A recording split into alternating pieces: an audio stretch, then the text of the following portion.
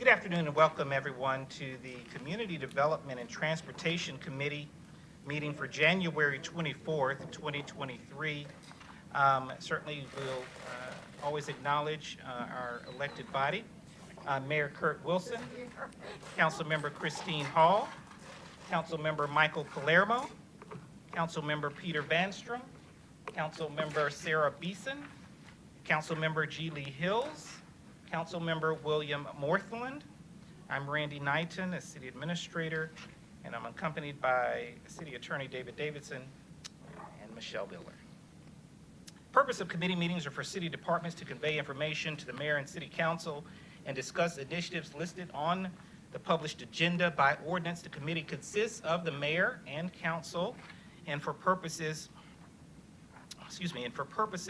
of committee meetings, the city administrator serves as chair.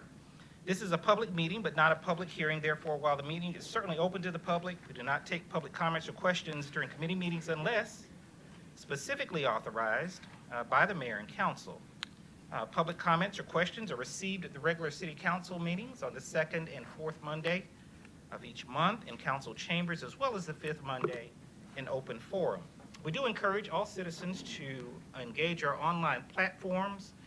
If you have any questions or need information on any matter, staff is available to provide that information to you. We also encourage you to utilize the City of Roswell app or service web portal to report any concerns. The first item on the agenda is the approval of the minutes for the Community Development and Transportation Committee meeting for December 13th, 2022. Motion to approve. Motion by Councilmember Hills. Second by Councilmember Morthland. Any further discussion? Seeing none, all in favor? Passes unanimously. Thank you very much. Excuse me, I abstained.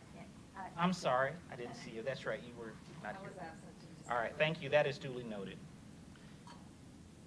The next item, item number 2 on the agenda, is actually under administration.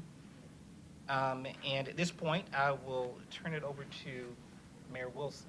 Discussion, thank you, Mr. Chairman. Thank you. Discussion on municipal elections.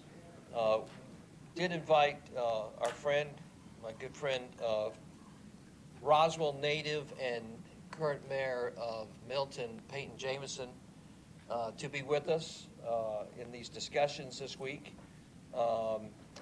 Peyton has deferred, I think, to a wise, in his wisdom, to a gentleman who is a Roswell resident who has been very active with the city of Milton in forming them and actively pursuing the municipal election equation.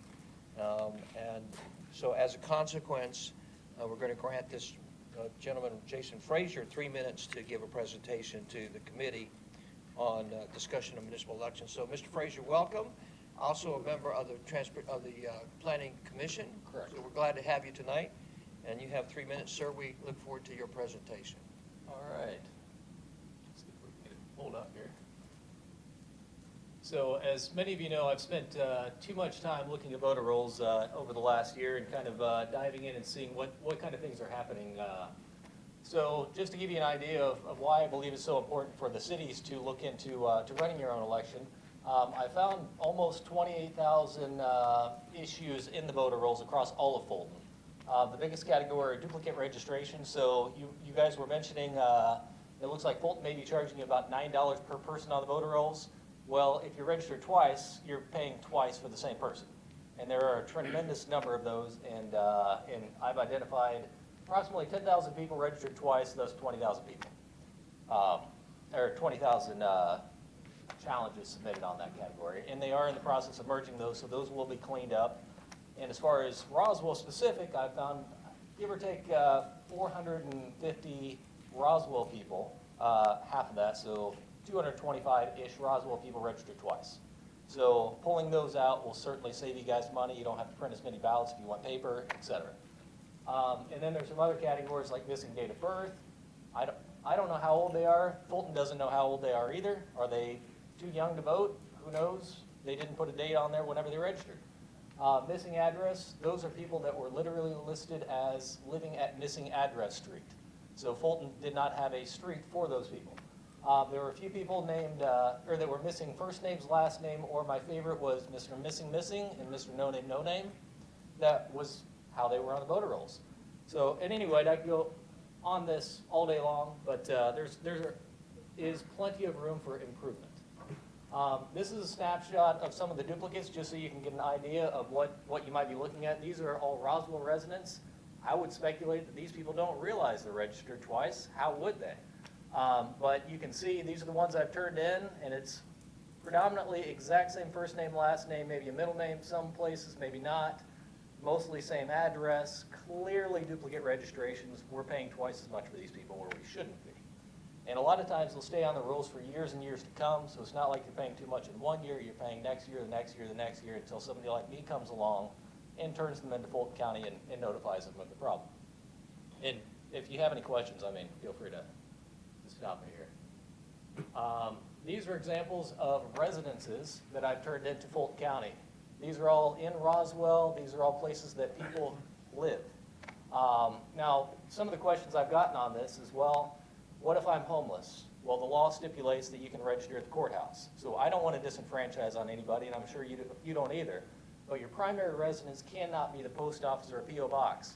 And part of the reasoning for that is if I'm running for city council, it's a small race, I could just have all my buddies register at the UPS store and I got votes. Or I can get votes that way. We don't want to do that. And also, a lot of people are doing this inadvertently. Most likely they don't even know. But maybe they live in Alpharetta, they work in Roswell, they have their business, they're picking up their mail there, so they just register there and they're not even aware they're doing something wrong. So I'm not accusing anyone, it's just the system should not allow this, and they should notify people if they try to vote or register at these locations. So I've turned in several of those in Roswell. Another big issue are typos. For example, another one in Roswell is somebody living at, or that was registered at 252 Fairview Circle. They should have been 525. So sometimes I find an address that doesn't exist. You dig a little deeper in tax records, you find out where they should live, and I notify them so that way that person's not disenfranchised when they go to vote, if they can't find them. Or the other things that can lead to is duplicate registrations, because they can't find you, so they register again, and then you're there twice at two different addresses. And occasionally, that can lead to duplicate voting, because maybe you voted absentee, you called to try to see, did it get counted? They say it didn't get counted because they're looking at your other registration, so you vote again. So sometimes I believe accidental duplicate voting could happen, and the guy wouldn't, or the person wouldn't even know they're doing it. And also, if you move, say, from a non-existent address to another address, well, your registration's not going to move to your new address because your older address didn't exist. Or they're going to look you up and not be able to find you, so you get registered again. So again, it just allows for a lot of issues because Fulton County's not looking at GIS, they're not looking at tax records to identify if somebody is at a legitimate address when they register them to vote. I've got a list of about 6,000 addresses that the USPS claims are non-existent addresses, meaning they're typos or just simply addresses that don't exist. Maybe it was a neighborhood that turned into a park, houses were bulldozed 5-10 years ago, but they used to be addresses and they're still on the books. So anyway, there's just a lot of maintenance that's not happening, and being that the costs are being pushed down to the cities, I think this is a great opportunity for the cities to jump in. They know the areas, they know their neighborhoods, they know when things happen, and you guys can certainly find things that I can't find, or that Fulton County, being all the way downtown, they're not as familiar with your municipalities or your neighborhoods and such as you would be. Mr. Frazier, just a question. So I know you've been communicating with Fulton County a Yes. great deal Correct. on this issue. So how do they adjudicate this issue? So what'll happen is I'll submit a voter challenge, and then they'll mail the registrant a notification saying they're being challenged, and then there will be a hearing. God bless you. And then hopefully they'll clean them up. So maybe if it's the wrong address, they'll fix it, or if Do they have a process internally that reviews this, and so when you submit this information, they go about the process of Yes. saying, you know, you're exactly correct, thank you, resident of Fulton County, or we thank you for your information, but we have a discrepancy, we think that you're wrong. Yes. Do they have that, what kind of process takes place there? There is a process, and I'll have to send you a video on one of the hearings that I had where they were actually asking if we could get more clarification, more legislative clarification, because it's up for interpretation, we'll say. I mean, there's 159 counties in Georgia. Every county I've worked with treats these challenges a little bit different. So there is some work from the legislation side to make this a lot more standardized. So can you elaborate just a tad on that? So Fulton County, they're aware of this. Do they disagree with the information that you're submitting, or do they agree with the information? They have accepted just about everything I've turned in. Okay. So obviously, they have an interest in people not being being not disenfranchised as well. Correct. So they're unable to resolve that? Some of them, they maybe like the missing address street. So I asked them specifically on that, how do you notify somebody at missing address street? Because what are you gonna put on the envelope? So they literally mail it to missing, like 123 missing address street. They'll get a letter kicked back, and then they'll put them in challenged status. And I mean, as absurd as that is, they're following the process. But what happens is, say I went to register, they couldn't read my handwriting, they put me in at missing address street, I still want to vote. So they've invented a new category called challenged status, which I can't find in the law anywhere that challenged status exists, but I don't think it's a bad thing to allow somebody to, if they find out later that they don't exist, then they can go to a challenge hearing, add themselves back to the rolls, and off they go. So that's kind of a middle step, if you will, that's happening today. So there are ways to adjudicate yourself and still be able to vote. So are the voter rolls being cleaned up today in Fulton County from the discrepancies that are being illuminated? For the ones that I'm submitting, yes, and then there's another process that is. As you said, there was 20,000. Yeah, I've turned in 20,000 duplicates. Now, the last batch, I turned in 7,000 right before Christmas, and so they're working those. But the first 13,000, they already worked through those, I don't know, around August timeframe last year, they knocked those out.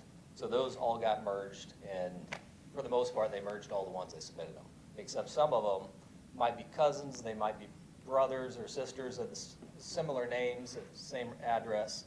I can't fully understand if a duplicate is a typo, because there are tons of typos. Like one letter might be different in a name, or if it is two different people. So As a Roswell resident and as someone who's highly involved in this, what would your expectation of the city of Roswell be in terms of if it were to handle its municipal elections? I mean, we'd have to solution this out, but I would think there might be jobs within Roswell that are somewhat seasonal, meaning like if you're an accountant, you're busier sometimes than others, maybe you have extra hours on your schedule. They could look at the voter rolls, and if there's a new development or if there's a new park where you're leveling houses, you could check to see those old residences, to see if there are still people registered there. Or you could compare on your GIS to see, are all the addresses in your voter rolls, do they exist? So that would be an easy one. And Fulton said that they're going to start doing that. And all that is a comparison on what are the addresses on the voter rolls, what are the addresses that, I mean, you guys collect taxes on residential addresses. You know what a real residential address is. So a quick comparison. That or commercial addresses. So the UPS store, I would imagine there's a toggle in your system somewhere that says this is a commercial address versus a residential address.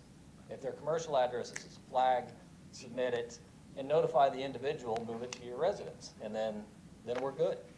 Mr. Frazier, do you have any left on your presentation? So that was the last one. I kept it very high level for you. Council, any questions for Mr. Frazier? Mr. Workman? As you're turning this information over to Fulton County, Yeah. why have they not taken the proactive step into asking you the question, how you're coming up with this?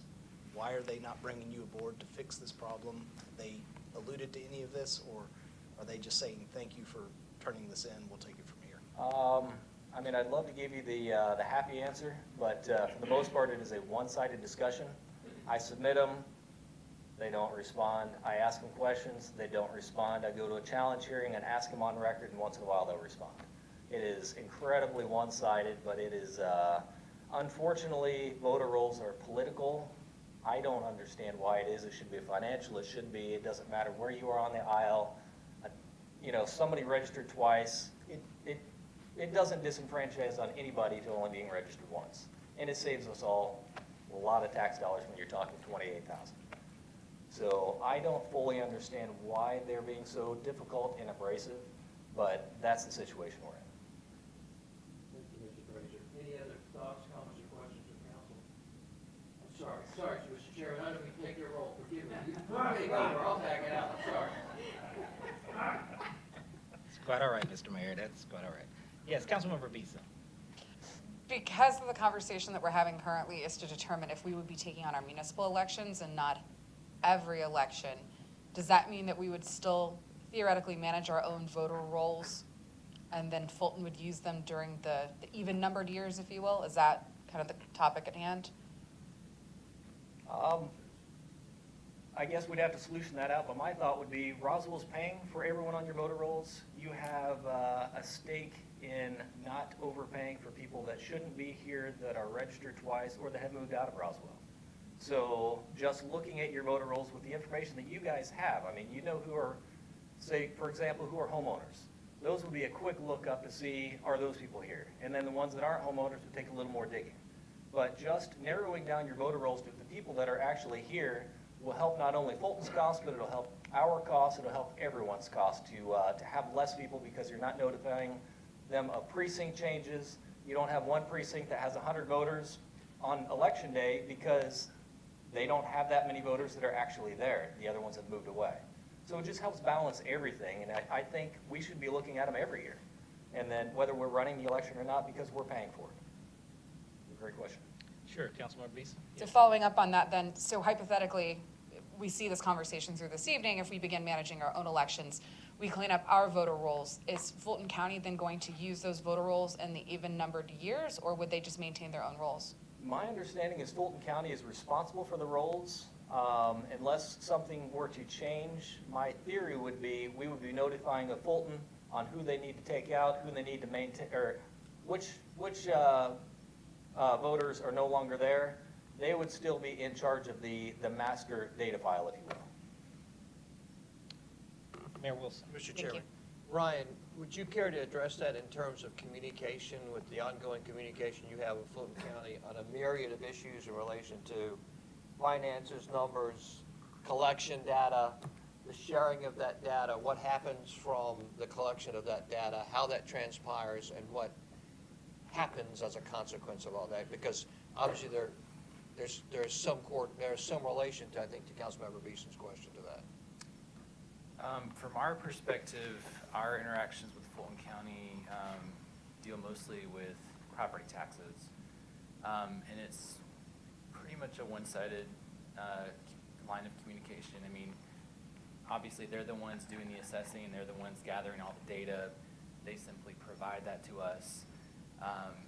Even if we may get notified from a resident that our mailing address is wrong or something is incorrect, we have to direct them to Fulton County, because if we change our information, it's simply going to get changed the following year because we're obtaining the information directly from Fulton County. So that's kind of the extent, I think, of our work with them. Mr. Chairman, yes, you want to comment on that, sir? I was just going to mention that certainly if it is the direction of mayor and council to go down the path of the city conducting its election, or with a collection of cities, I certainly do think that there would be a greater opportunity to reconcile these addresses and these names, because the city or cities would be responsible for those elections, and I certainly would be hopeful that the cities who would be responsible directly for those voter rolls, for those elections, that would be received and accepted by Fulton County, would be my hope. And certainly I think we would have a much stronger position to ensure that those names and addresses are reconciled with Fulton County. Ryan, I know sometimes this is obviously a very serious issue, and I think it kind of speaks to what we speak about a lot, which is sometimes the there are things that perhaps as cities we continue to illuminate them and illuminate what you have to and many others on the city staff have to withstand times because of a higher authority and the inability to change to get the right thing done. And obviously, you know, you don't want it to be a one-sided approach, regardless of who's got the leverage, right? You want a cooperative relationship so that you come with the best results. And that should be true with property taxes as well, right? Obviously, to update the addresses and get correct information so that it serves, obviously, the resident, the taxpayer, but also Fulton County. And I think that, you know, to your point, I think often if people understood, and I think they do at some level, that sometimes as the lowest rung on the ladder, the municipality, sometimes you get dealt cards with, can be, you dealt the cards you're dealt with, and you're not supposed to complain about it. You're just supposed to suck it up and go on. But I think I think Councilmember Beeson's observation and point is that this has to be such a transparent process, so highly visible, is that I think the pressure from us, my expectation from the electeds and from the city leadership and staff would be, is that the pressure would be tremendous from our end, even though we're pushing up, to say, like, you got to get these corrected. This is an issue of, this is beyond your authority level, right? This is sacrosanct to our republic. You can't play with this. This is, you know, the people's right to vote and that information being correct is paramount. It's not something that we can clown around with, stew around with, not handle in a competent manner. Everybody makes mistakes. Mistakes get corrected. No harm, no foul. But when you don't act radically urgent about correcting one of the most sacrosanct things about our republic, then that is unconscionable. And I think that it'd be unconscionable for us that if we find errors as a city, obviously it would be in Fulton County's, it'd be their roles. But we would have a responsibility to be very clear about getting that straight. I don't think that's not an unreasonable expectation. And I think Fulton County would receive that, understanding that it's in everybody's best interest. So thank you. Thank you, Mr. Frazier. Absolutely. So, Mr. Chairman. Councilmember Palermo? The mayor, I think, brought up my point that it's my understanding, based on some comments that you had made last night, was that ultimately, whether the city takes on the municipal elections or Fulton County continues to manage them, either way, Fulton County manages the voter registration, and therefore, it'd be my understanding that Fulton County is managing the rolls. But that being said, either way, whether through a just active residents or in general through a process, if we're getting involved with the elections, I would expect there's always the ability to submit those updates and those corrections to Fulton County, ultimately, hopefully just leading to lower costs on the city level as well as related to the county level. Thank you. Any further comments there? Thank you, Mr. Frazier. All right. Discussion on municipal elections. We discussed this matter yesterday in work session, and I will go through a brief presentation for a few items related right over. Thank you.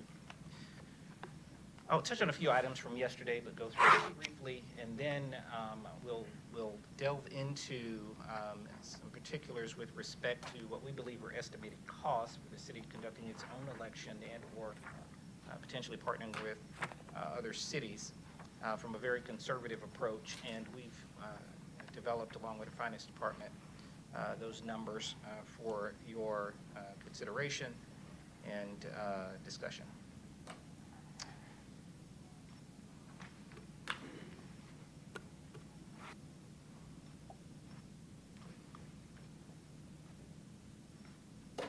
Okay, all right. So for this evening committee meeting, we'll go through elections in general, Fulton County proposal, of course, estimated costs, advanced voting, election day, staffing, polling locations, initial cost estimates, and recurring cost estimates, which are germane to this particular presentation. I do have copies, I'm sorry. pass those out to you in case you want to take a look and/or make any notes as well. All right, as I mentioned on yesterday, elections are extremely important, and it's found in OCGA, Georgia Code, Title 21, Chapter 2. It's important for state election codes to be applicable, federal statutes, state statutes to be a part of any election endeavor. Some dates again for general purposes with respect to qualifying periods, publishing notice of elections, advance voting, general election, and so forth, and certification. Also on the right, you'll see a number of things that would need to be incorporated or be a part of the overall framework for training an election superintendent, determining where to store voting equipment, training for poll workers, ordering equipment, securing polling locations, ordering printed ballots, etc. Of course, there are administrative responsibilities that cities or municipalities accept as a part of a municipal election, and that is, of course, interfacing with the Secretary of State's office and ensuring all applicable laws are enforced. Also, there's an obligation to receive training and to also provide timely, appropriate notices and communication to the public. Here again is extracted from the letter we received from Fulton County. We, meaning all of the cities in Fulton County, received this letter, and you'll notice, of course, here, the city of Roswell, that number of 72,000, according to them, 72,264 registered voters, and then the proposed cost of $677,807. In the 2021 election, I will remind you that the city spent $374,000. $374 in 2021, and the proposal for 2023 is $677,807. And you'll also see the corresponding cost estimates for the sister cities throughout Fulton County. All right, there are also, as I mentioned, there could be economies of scale realized, administrative staff would potentially be consolidated, voter registration would still be held with Fulton County.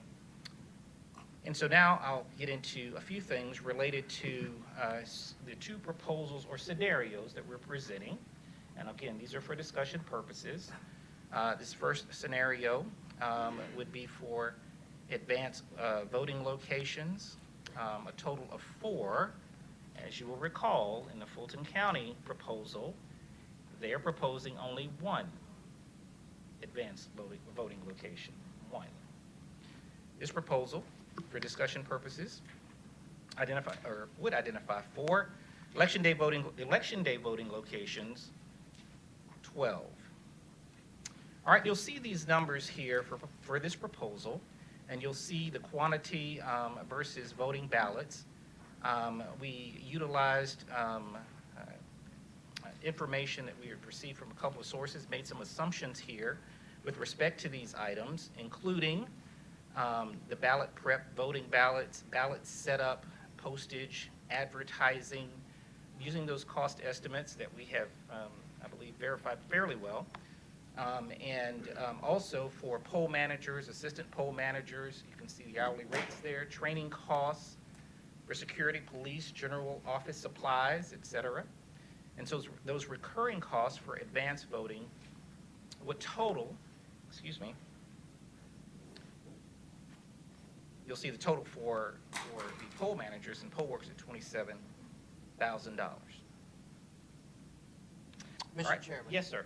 Go back one, please, sir. My apologies for not addressing this earlier. I'm sorry. The tech for scanner. Yes. So there's a general reoccurring cost, there's a software cost. Right. Where is the, you're probably going to show that. I just want to make sure the scanners themselves, the actual purchase of scanners, are those set up separately? That is inclusive, is it not, Ryan? Yes, in the notes, so this was kind of derived from some of the notes that Milton had worked through in their efforts. And the notes from them discussed having a contractor provide the scanners as well as the person to support those. In terms of what they had, they were estimating, I believe, 2 election day sites. And they felt that one person with that contract could manage both sites for our purposes, we estimated one person and the scanners for 4 sites.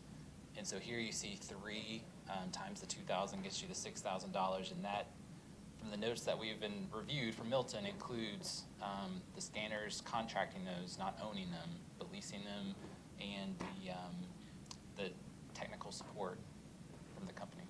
So just for, I don't want to get too much in the weeds, but it's worth the discussion. And Lee, you tell me where I'm incorrect on this. It was my impression, and when we were talking about this with the other cities, one was that it would make better sense to buy the scanners for approximately $3,000 one time, and that there would be a scanner required at each polling site, so that every polling site would have a scanner. So in this particular case, it'd be 12, and if for rough purposes, and I apologize for the purpose of discussion, basically $39,000 would be a one-time cost. There would be a reoccurring cost for software updates, which is a separate cost for the scanners. And that was based upon each year that the scanners were used. But it would be my suggestion and recommendation for consideration, and I think that's what we talked about, where it's that the cities would buy the scanners, and then a scanner would be at each polling site. To me, that was important from a security perspective. If you're going to do hand ballots, you needed a backup scanner, kind of like the way it does now, right? Basically you print out a ballot, boom, it gets scanned into the system. You got the backup as well. And that was, to me, like very simple, because like you said, Milton's proposal came out with just hand ballots. But they had looked at the scanners. That's right. And I said, yeah, for my 2 cents, the scanners are absolutely invaluable to this process. If we're going to do this, do it right, add the scanners, have the backup, and also gives the seamlessness of, one, you've got the confidence of the paper ballot, but you've got the confidence backup of the scanner. And owning that, to me, one, looks like a better financial, just quickly glancing at it, you're the financial expert, not me. But it certainly looked like it would be better to purchase those if they cost us $2,000 every election, and we own one for $3,000, probably a better, Sure. right? Yeah. And that you would have to have one at each polling site. I can't, I mean, forgive me, because I can't wrap my arms around having a scanner only at a couple polling sites. I think whatever polling site you had, you gotta have a scanner. So forgive me, and I apologize for the digression of the conversation. So I think that there's a lower general reoccurring cost, but there's a higher upfront cost. Right, okay. All right, thank you, Mayor. Yes, so, all right, so we'll look at these, and then the total, or the one-time cost, if you will, that, and you can see there locked storage box, secure bags, voting booths, poll managers' bags, all of those different things that are accounted for as a part of those one-time costs. Can we address, let's illuminate, so this proposal has 12 precincts with 4 early election sites, correct? That is correct. So maybe let's explain to everybody why there would only be 10 voting booths, for example, in this particular scenario. So that would be 10 per location. Okay, so then there's 1,190 times 12? Yes, so this is just the cost for one location, and then you get to the total Yeah. slide, you'll see Okay, that times the number Thank of you, sir. locations that There we're we go. doing. okay, thank you. Yes, Councilmember Beeson. Could you go back a previous slide real quick? One more. Looking at advertising, is that the notifying of voters of their voting location? So for example, we talked about last night, their voting precinct might not be the same for even numbered years for Fulton County elections as it would be possibly for if we managed our own elections. Is that what that advertising is? This would be advertising for the recruitment of poll workers. So today, we're already paying for advertising for our elections, so it's included in our budget. So this would be the additional cost for that recruitment effort. I looked through, do we address the notification of voters? Because I believe we're legally required to notify voters of a change in polling location. No, I do not believe that's in our numbers. I'll tell you, coming off of campaigning, one mailer alone can cost you about 20 grand a pop. So that's, and I would assume, or I'd like to assume, that we'd be sending them to all people who are impacted in Roswell, or households, at least, that would be impacted in Roswell. And hopefully, we would be doing it more than once in case they missed the first time. So that's a line item that appears to be missing. Thank you. Thank you. All right, so for this proposal, the total cost, and we did add a 5% contingency in both for first year costs and also election costs as well. As you can see, for the first year startup costs, it's about $498,000, just under $500,000. And then for recurring costs, just over $400,000, $406,000. Of course, as a reminder, the Fulton County proposal was $677,000. I would imagine also that we would receive some benefits with respect to having elections with sister cities, if that is the direction of mayor and council. This is more of a straight line approach to identifying costs associated with a municipal election.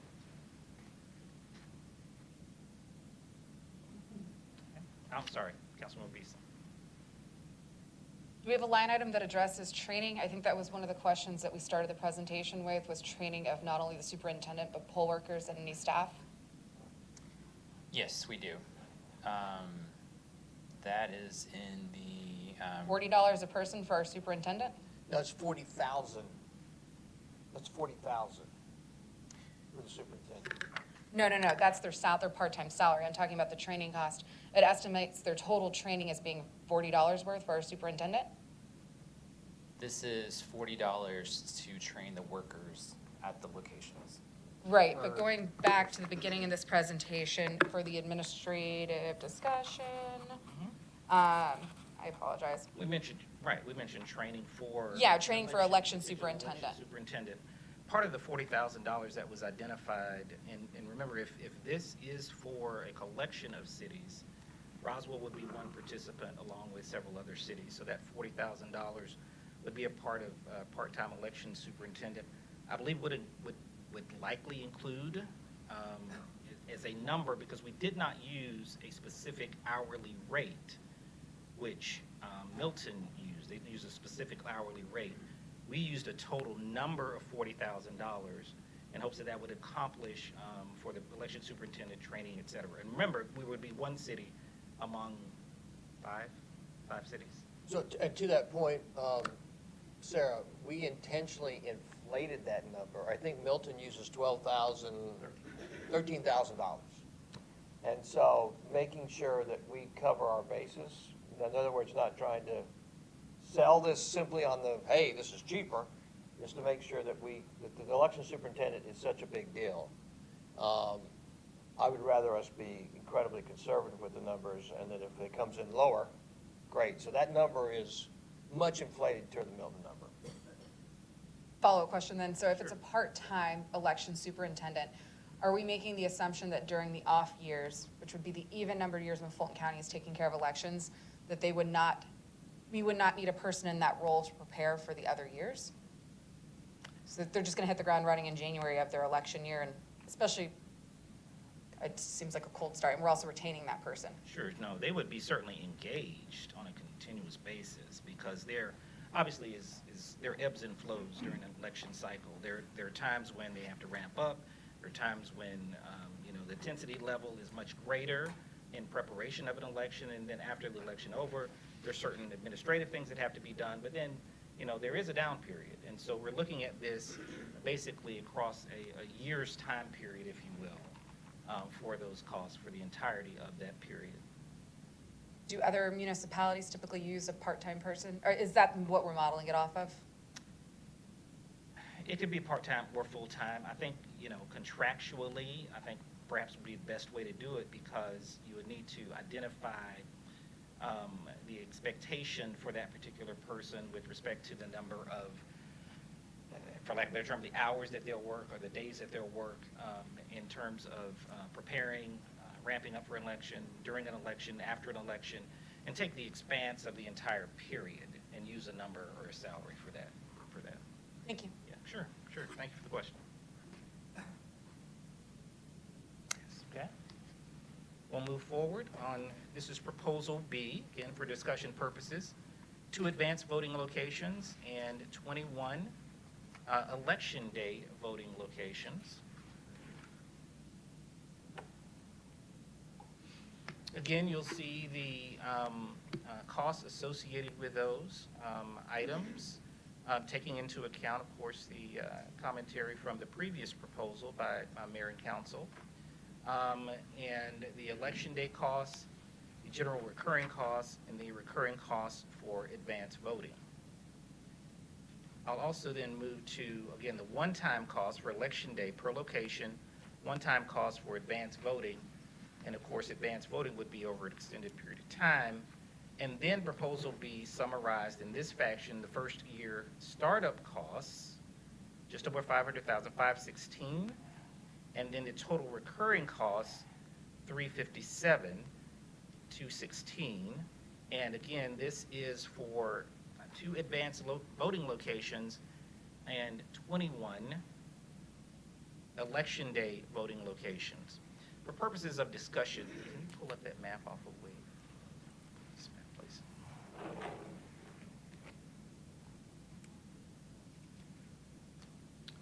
Here's our current voting map, as you can see it here, with 21 voting locations. This is currently in place by Fulton County. Of course, many of you are quite familiar with these voting locations and sites. What is interesting, of course, is you'll see a couple of areas where these polling locations are clustered. You'll see up to the right, the World Harvest Church. There's another church as well as an elementary school.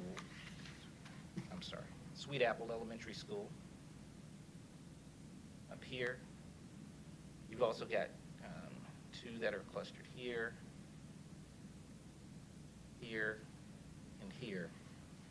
That's for informational purposes, for your consideration as well. Obviously, if it is the direction of mayor and council to move forward with a particular scenario, those polling locations would need to be identified, would need to be strategically located, would need to ensure ADA accessibility, and obviously in the best interest of Roswell citizens who would access those sites.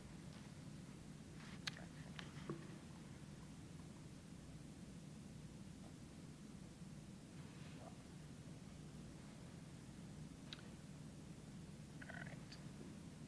Actually, that concludes this portion of this presentation. Obviously, we thank you for the comments that were made resulting from the discussion and some other items that perhaps may need to be taken into account.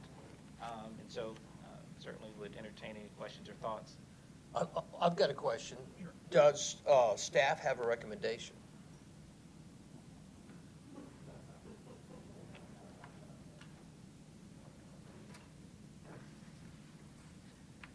Our recommendation is to follow the mayor and council.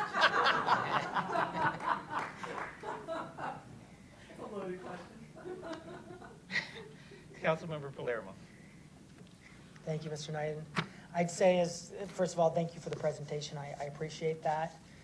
Between the 2 proposals of A and B, I'd say I do like that B seems more similar and aligned with what residents are used to in the on years through Fulton County. And as I stated last night, I think consistency is important, because I think we want to make it easy and habitual for anyone to vote every year. And so that's what I like about proposal B. I certainly would be curious to potentially explore a variation of proposal B, because as you pointed out, with some of the locations being just so close, if they're so close in proximity, then I think perhaps it makes sense to consolidate, as well as, I think as Councilmember Hills brought up last night, if there's a precinct that gets 10 people, then maybe it's okay for those 10 people to know that it's a slightly different location. But that being said, without having those details, I prefer proposal B, just for the consistency. Question I have, Mr. Knight, because I believe I think the mayor discussed, so what you presented tonight is a proposal with the assumption that we would lease the machines, am I understanding that correctly? That this is priced as if it's leased, or this is priced as if it's bought? That's about the lease price, is not.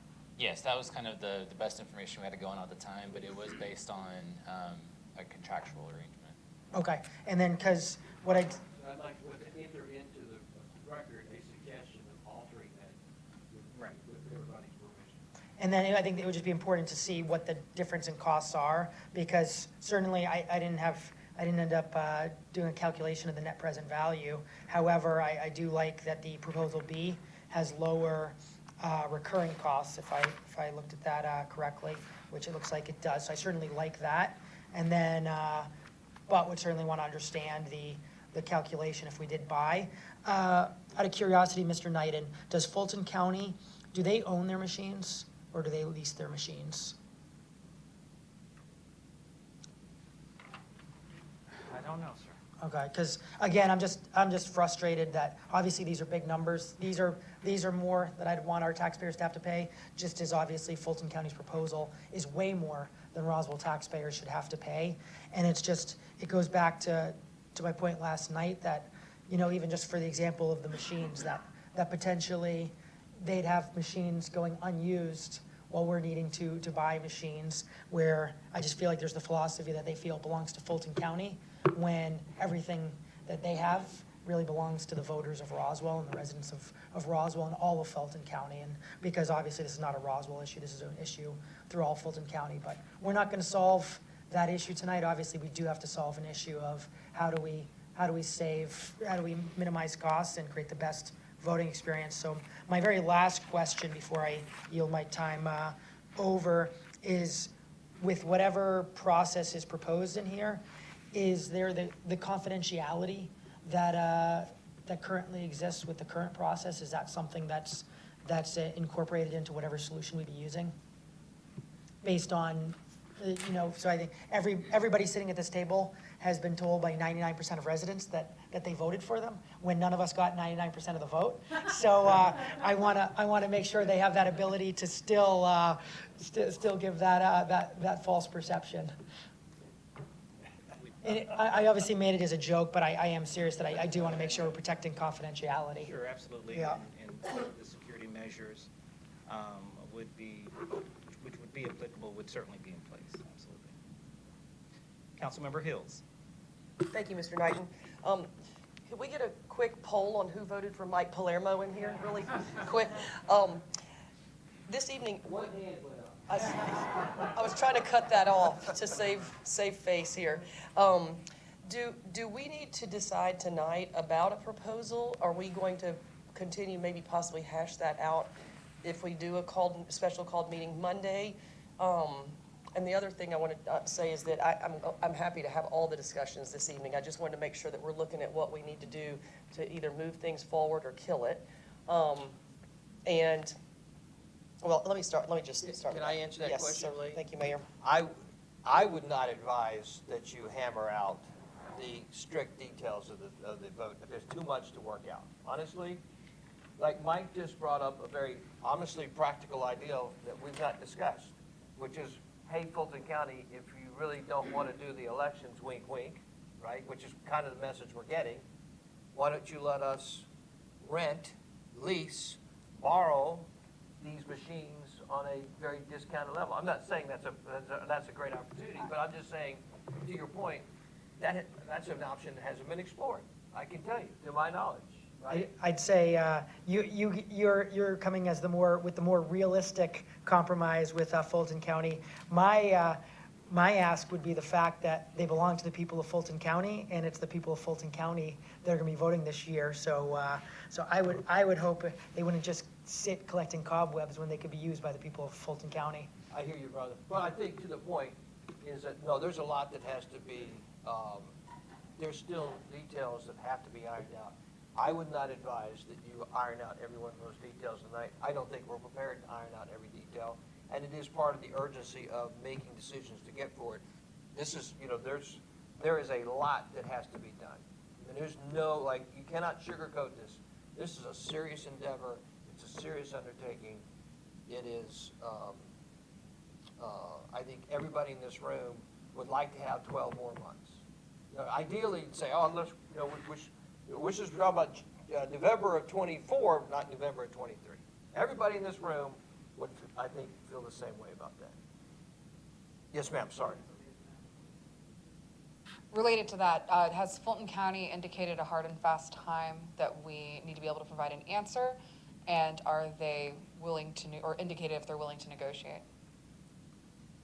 I have not had a conversation with Fulton County. They have not, I don't believe, indicated a specific time frame. I think the challenge here is if in fact the city of Roswell and/or the other cities, and it's my understanding that Alpharetta last night passed a resolution to move forward with the municipal election.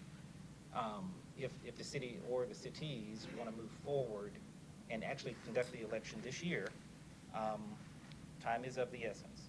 And I think, Randy, Roswell always operates a little different than our sister cities, Milton, Johns Creek, Alpharetta. We tend to spend a lot more time in detail working things out during the process, whereas Alpharetta is a good example. Hey, do you believe this is a good idea? Are you committed to pursuing this as an ideal and working out the details? That's what Alpharetta did. We kind of have, you know, where we have a history of, we got to work everything out. It's very public, very painstaking sometimes. And you don't always have every answer, not every I is every dotted and every T is crossed when you're going through the due diligence process. We're in the due diligence process of making a decision. Yes, we want to pursue with our sister cities, doing municipal elections, or no, we don't want to pursue with our sister cities. This is informational gathering. Get some level of comfort, but the truth of the matter is we cannot answer every question tonight adequately for the final prescription. And it would be not responsible to say that I think we could. So I would highly advise, no, do not look for a final prescription tonight. The only prescription is, do you want to vote it out of committee to vote on it at council? But even if you vote on it at council, it's kind of like Alpharetta, you're making a resolution to say, we are making a commitment to work with the other cities. That doesn't mean, at the end of the day, that you are going to do a municipal election. Like, if they go through the process and say, this is not logical, can't pull it off, et cetera. So, sorry if I went on too long. yes, I'm sorry, Councilmember Hills. I would love to move this forward to a special called meeting. I don't know if we need to discuss other things, but I would, and it says discussion. If we need a vote, I would propose that we vote. But if not, we could poll. I'd like to move this forward. Okay. Councilmember Beeson? I know that you said that we're not finishing all of the answers tonight or coming to an answer tonight. What's our timeline look like here in Roswell? Because I know that Johns Creek's targeting March 1st of giving Fulton County a response. Do we have an idea beyond having a special call? Is it just each meeting we hammer it out a little bit more, or do we have an ultimate timeline of what we're trying to achieve? Mayor Wilson? I can't speak to Johns Creek's timeline. That's a surprise, honestly, for me to hear that. I haven't talked to John this week. Got lots of little silly texts from my little silly other mayors, you know, but we've got to get together. But obviously, I can't represent Roswell until I have permission to represent Roswell in terms of what the next step is. March 1st is precarious. I mean, that's about as drop dead as you can get. And we haven't said that date internally because I think we're all thinking, if we're going to do this, it is full steam ahead.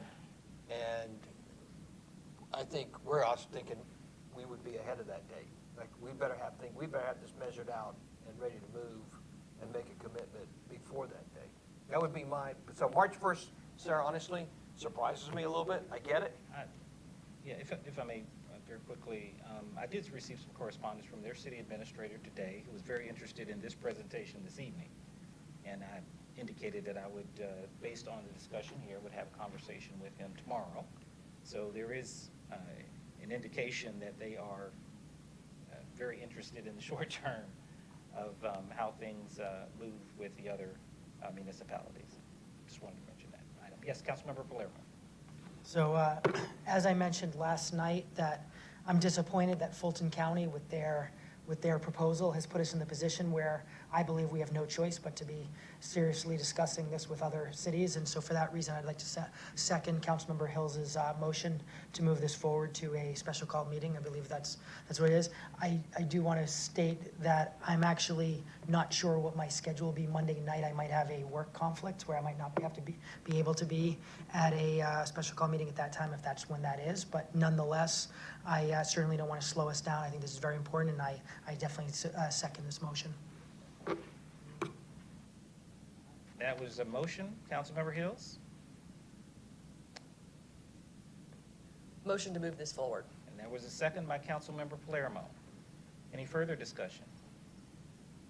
Seeing none, all in favor?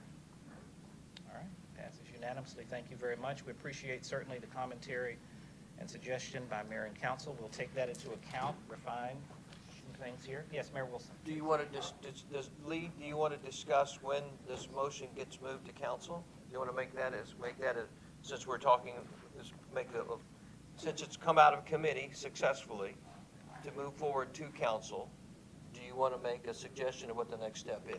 I'd motion to make a special call, host a special called meeting right before our open forum next Monday.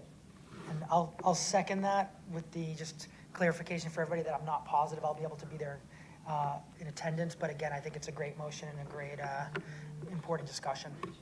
Motion by Councilmember Hills to move it forward to a special called meeting Monday evening prior to open forum. Second by Councilmember Palermo, with the additional commentary of your schedule. And again, This is such an important matter. You can see that I am, forgive me, changing the legislative process a little bit, because I think it's very important that that the city is fully behind us. all right, good. Motion and a second. Any further discussion? All in favor? All right, thank you so much.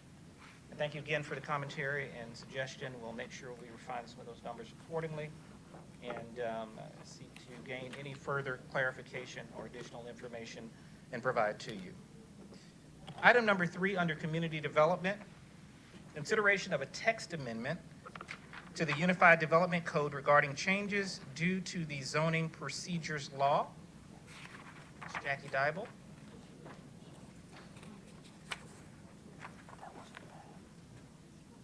Good evening, Mayor and Council. This item will actually be presented by the City Attorney David Davidson based on the fact that the state changed requirements to the zoning and procedures law last summer. We are required to make these changes by the end of June of this year in order to be in compliance. Yes, if you look at your agenda item,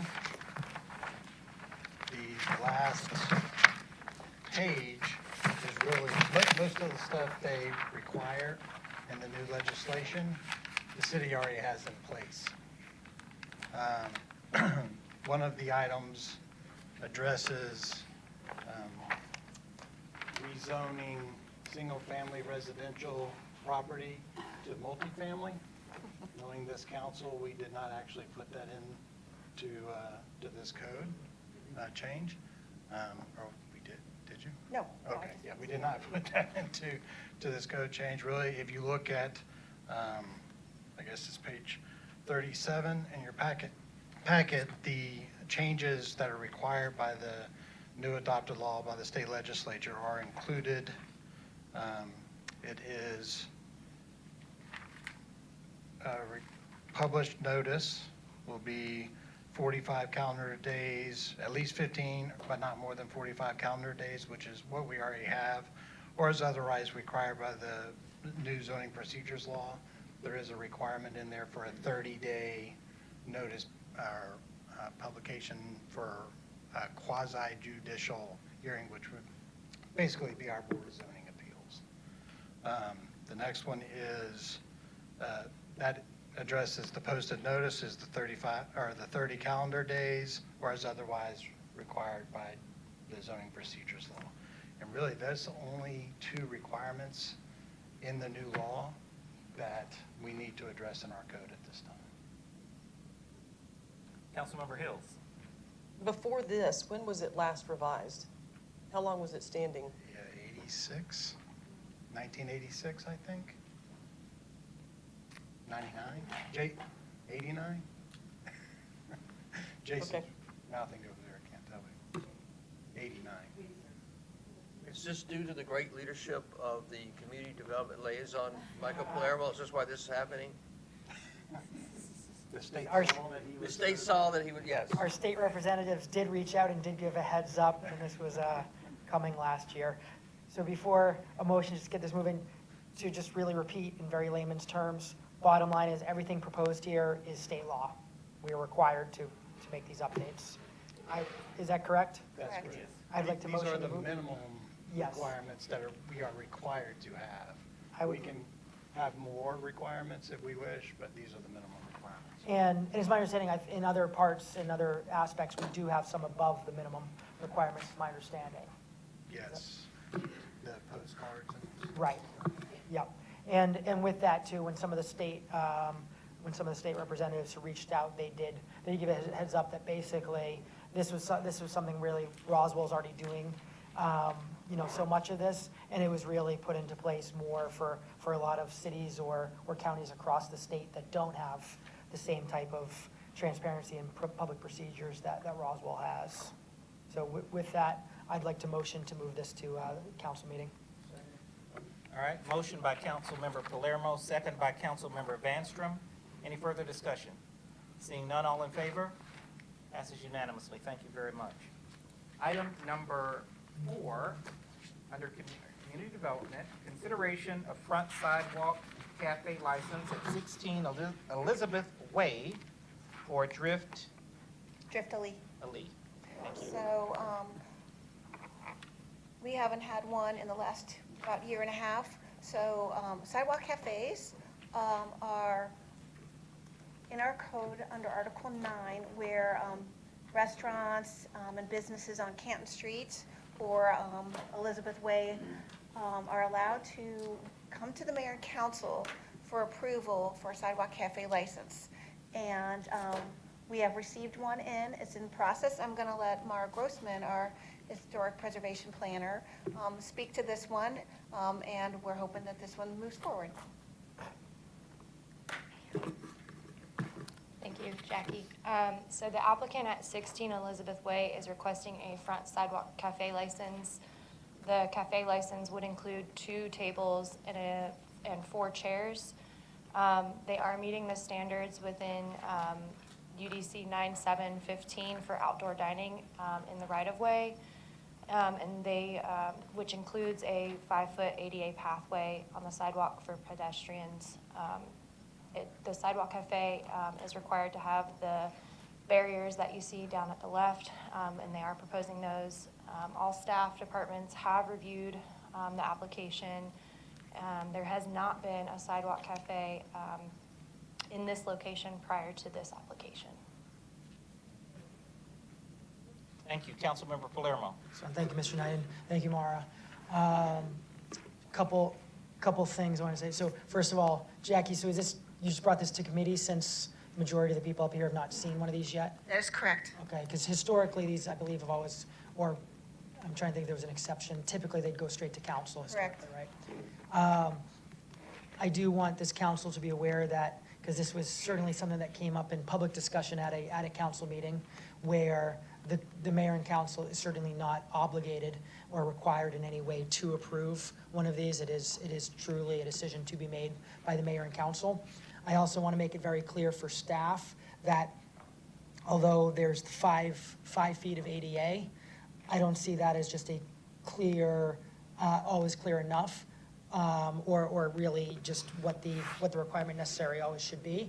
That being said, I will be supporting this, and I do want to see this move to council and hope to approve this. And I just want to give some background on really why, because basically some ones that I can think of where we've slightly altered it were Rock and Taco, Rock and Taco, Loyal Tavern, I think even the backside of Canton Street Social, and then I can't remember if we did or not for the I'm blanking. It's a great place. The barbecue place.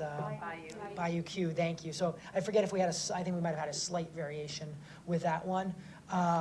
But the discussion that it came up very much so was there was the false understanding on Kenyon Street that it was just automatic, and it was automatic as long as you left 5 feet. And the majority of the council certainly agreed that 5 feet was not enough in a lot of those parts of Canton Street.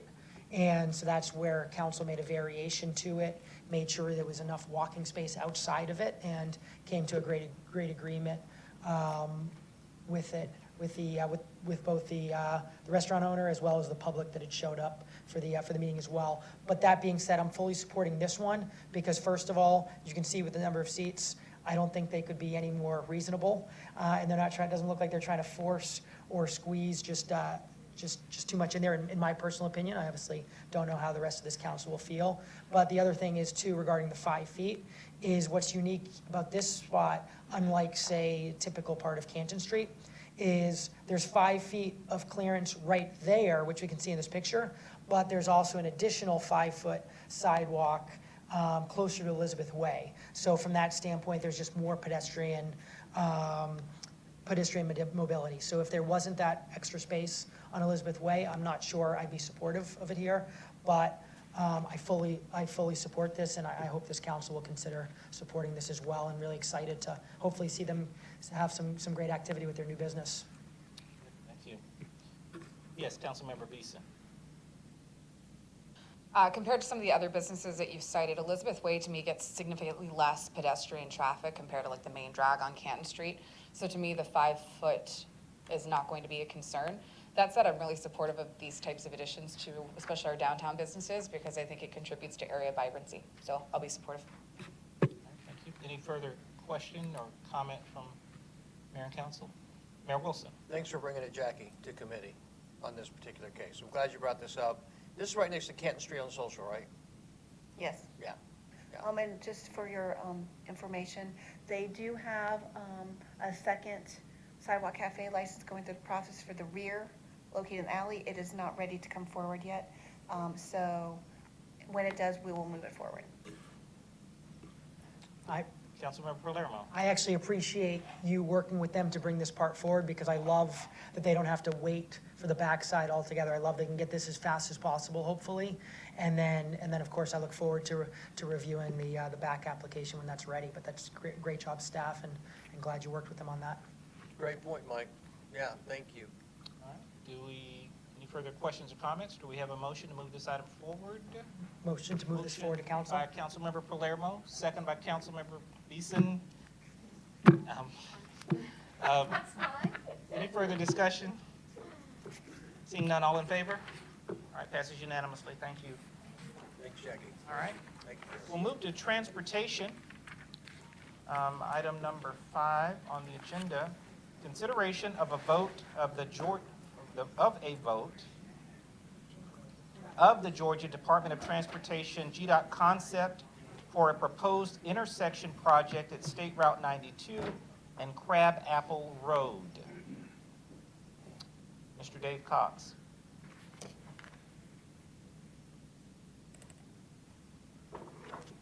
Thank you, Mr. Chairman. I appreciate that. And is there a mouse? Oh.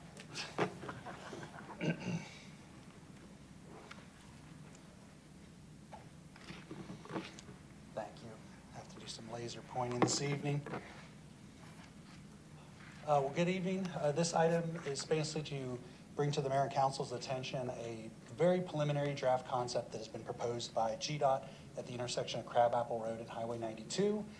It's very early in the stages, but they are being very wise. They want to reach out to the city, as they usually do, to see if there's any, to get our initial feedback and determine our level of support. And that's why we're bringing it forward to the Mayor and Council this evening, as they have requested an official correspondence to determine if we support the project or we do not support the project or want to talk about other alternatives. This one is a very unique concept. I'll show you some graphics here in a moment, but it's very unique that it doesn't currently exist in the state of Georgia. They would basically be converting the existing intersection at Crabapple Road to designate as a median U-turn intersection. And the pictures will make it a lot more clear as what this would look like. But basically, it's unique because it would remove all the left turn movements at the intersection as it stands today. Traffic would be forced to go right and then make a U-turn, depending on which roadway you are on. GDOT has indicated this is a benefit because it would allow for additional time, mainly for Highway 92, the eastbound and westbound traffic, and provide some additional storage space for left-turning vehicles. So I apologize if you can't see the clarity of this graphic, but this is Highway 92 at Crabapple. Crabapple's kind of up here to the north, and to the southeast here it's a little slanted. But basically what they're proposing is they would add a new U-turn bay down here to the east. This is Slopes Barbecue. So basically if you are a driver coming up from Canton Street going north on Crabapple and you wanted to go west towards the Super Target or towards Cherokee County, you would not make a left. In this scenario, you would make a right turn using one of these two right turn lanes and then go to the east and use a U-turn movement and double back. If you were, for example, coming from Holcomb Bridge or Georgia 400 and wanted to go south on Crabapple, you'd go straight through the intersection all the way down here to Wave Tree. It's a pretty good distance. Make a U-turn, and you can see they've kind of cut out this little U-turn bay, and you double back and then make the right-handed turn here. So here's just kind of a close-up of the concept that GDOT has proposed for the U-turn bays. There would be new traffic signals posted here if this project did move forward. The staff recommendation is we do not currently support this as it currently is shown, mainly because this hasn't really been proven in the state of Georgia. So staff are requesting from the mayor and council concurrence that we respond to GDOT that we are not in favor of this, but we do appreciate their efforts, and maybe we could find some additional alternatives for this intersection later in the future. Mayor Wilson. Thanks, Mr. Chairman. With all due respect, unless there's somebody on the council that feels the great passion to discuss this matter, okay. I would like to recommend supporting the position of staff on this particular matter. Second that. Sorry, yes, Councilmember Beeson. I just want to reiterate, in case anybody who was watching is concerned that you don't have a local resident who is voting against this, I take that intersection every single day, either to get to 92 or to get to City Hall or get to my office. So I agree with the mayor and I agree with the staff, and that is from a local resident who uses it. Sarah, it's just a funny story. When this first came up, Dave brought this up a couple months ago and said, hey, GDOT they're thinking of us nicely. They want to do something nice, right? This is it's a nice thought. And Davidson was in the office as well as Mr. Knight. And David Davidson, like you, drives this route every day. And David threatened us, so that you know, as a Roswell resident, if we even considered doing this. So that's right. All right, so we've had discussion. Do we have a motion? Motion by Councilmember Beeson to. I thought we had a, I'm sorry. I thought he made a motion, I thought he seconded it. I'm sorry. Yeah. Motion by Mayor Wilson. I'm sorry. That is correct. Yep. Let the record reflect. Motion by Mayor Wilson. You can give it to somebody else, I don't care. Second by. I seconded it. Second by Councilmember Palermo, that the staff recommendation of non-support would be provided and conveyed to GDOT. Any further discussion? All in favor? Thank you so much. Next item, item number 6, is consideration to review the policy and procedures of the City of Roswell's residential traffic control enhancement policy and the neighborhood traffic calming program. Thank you, Mr. Chairman. Staff periodically like to revisit policies that have been previously reviewed and adopted by the mayor and council. We don't have a set timeline to do that, but we try to do it every 2 to 4 years. And we are encouraged to bring this policy forward as it's a pretty sensitive topic in our city. So we thought this would be a good one to bring forward just to recap and basically provide you some information and seek any questions and basically just solicit any guidance you may have at this time. And specifically on it, as you think about that, so Mr. Cox is spot on, and I appreciate them bringing this. The reason I encouraged him to bring this to everyone is A, just so you're aware of what exists, but B, what I'd love for us to all think about is how do we help residents understand that? How do we raise awareness on what possibilities exist? And how do we make it easier for neighborhoods to request things like this and just make it so that they can help, have less cut-through traffic, less speeding through their neighborhoods, et cetera. So I'd ask, as they present it, you kind of think from that viewpoint in addition to any other viewpoints you might have. Mr. Chairman. Wilson. Mike, thank you. I'm glad you have the Transportation Department presenting this for discussion. I guess to answer your question, to your point, we do need to make our residents aware of many of the options. But I believe, if I'm not mistaken, that this is going to be part of a master transportation plan that's going to be submitted relatively here very, very shortly to council as a suggestion where all these points will be getting through. And part of that will be how do you highlight this and make your community aware of what you potentially would like them to be aware of that they may not be aware of today. So I agree with Exactly. you. But all this should be incorporated in the master transportation plan about to be submitted to council, correct? Yes. Okay, thanks. Thank you, Mayor. Go ahead. Thank you for those comments. I'll go ahead and continue with the presentation. So basically, in the past, RDOT is routinely contacted by residents in neighborhoods about concerns over speeding or driver behavior in their neighborhoods. And the city previously adopted 2 traffic calming policies, and I'll go over each one in detail. The first is a residential traffic control enhancement program. It is generally for kind of your lower speeding concerns, for traffic that might be 5 or more miles an hour over the speed limit. It is a little bit different than the second policy, and I'll go over that in a second. That is the neighborhood traffic calming program, and that's used for the more profound speeding issues where traffic may be in excess of 10 or more miles an hour over the speed limit. And I'll point out these details, but the first one is that is something the RDOT director can approve by an encroachment permit, and the second policy requires mayor and council approval, and I'll touch on those again here in a few moments. But the traffic calming measures, I believe everyone here is familiar with a lot of them, but they involve a variety of different tools.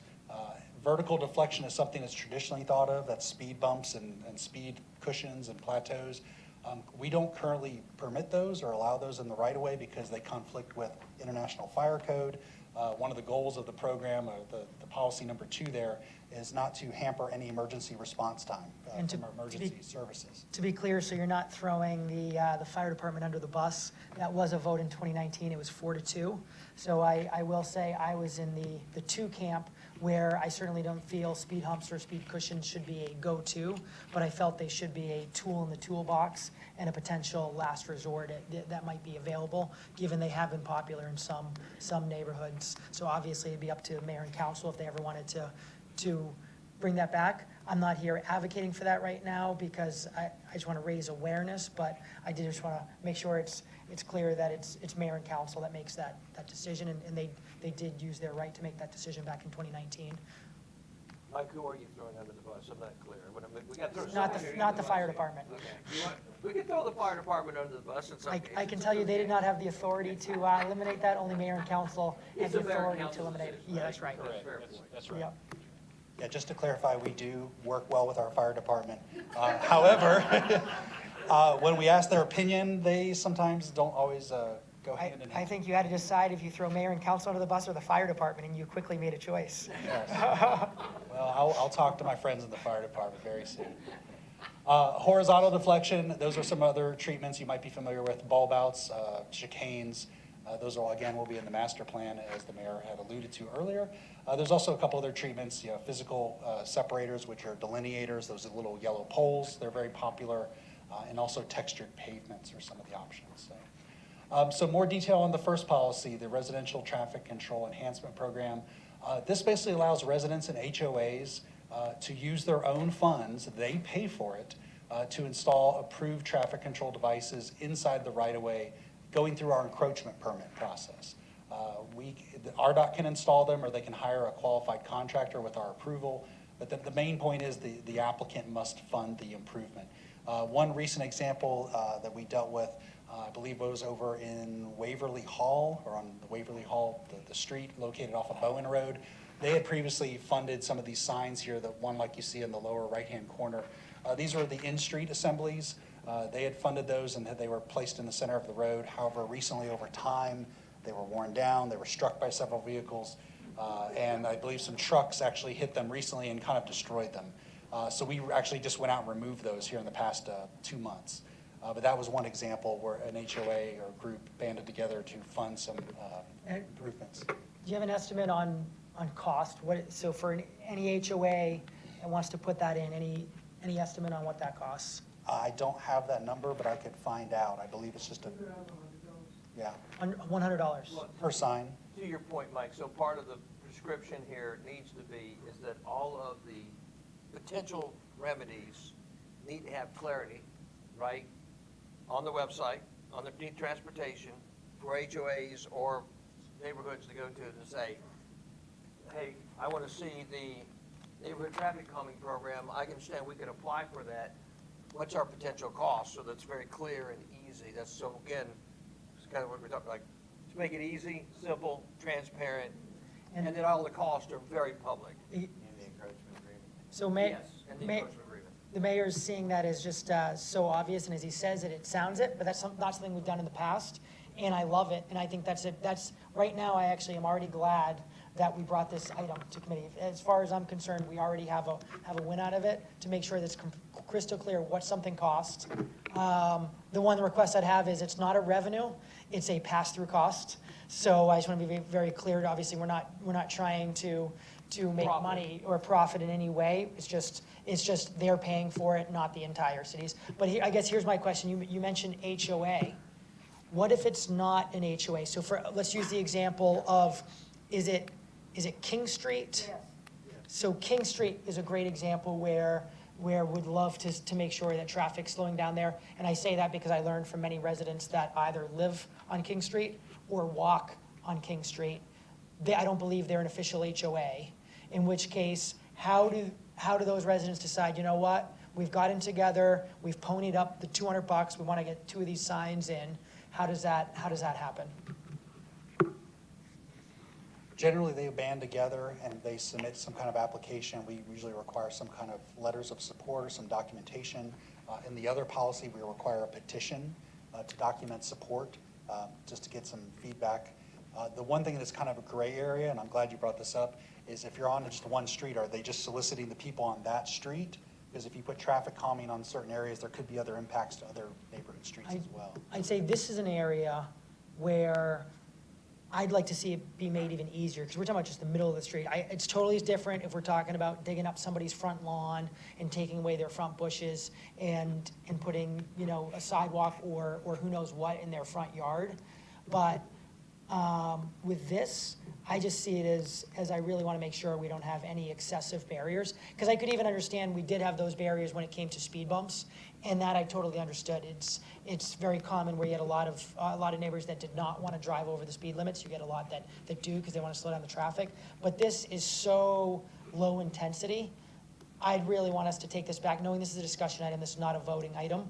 I'd love to take this back and really discuss really what that should look like on how do we make it easy for anybody that's willing to pay for it to put it in the middle of a street. Well, let me just echo your sentiments. So again, I think part of the strategy is not only having the availability, but ultimately as people, as groups or organizations or HOAs start to make decisions, I would like for us to bring in information, i.e. professional consultation. This seems to work better in these kind of situations. In other words, yes, you got to pick and choose, but let's be honest. Most of the time, people are going to probably navigate, they're not really familiar with what's the best solution.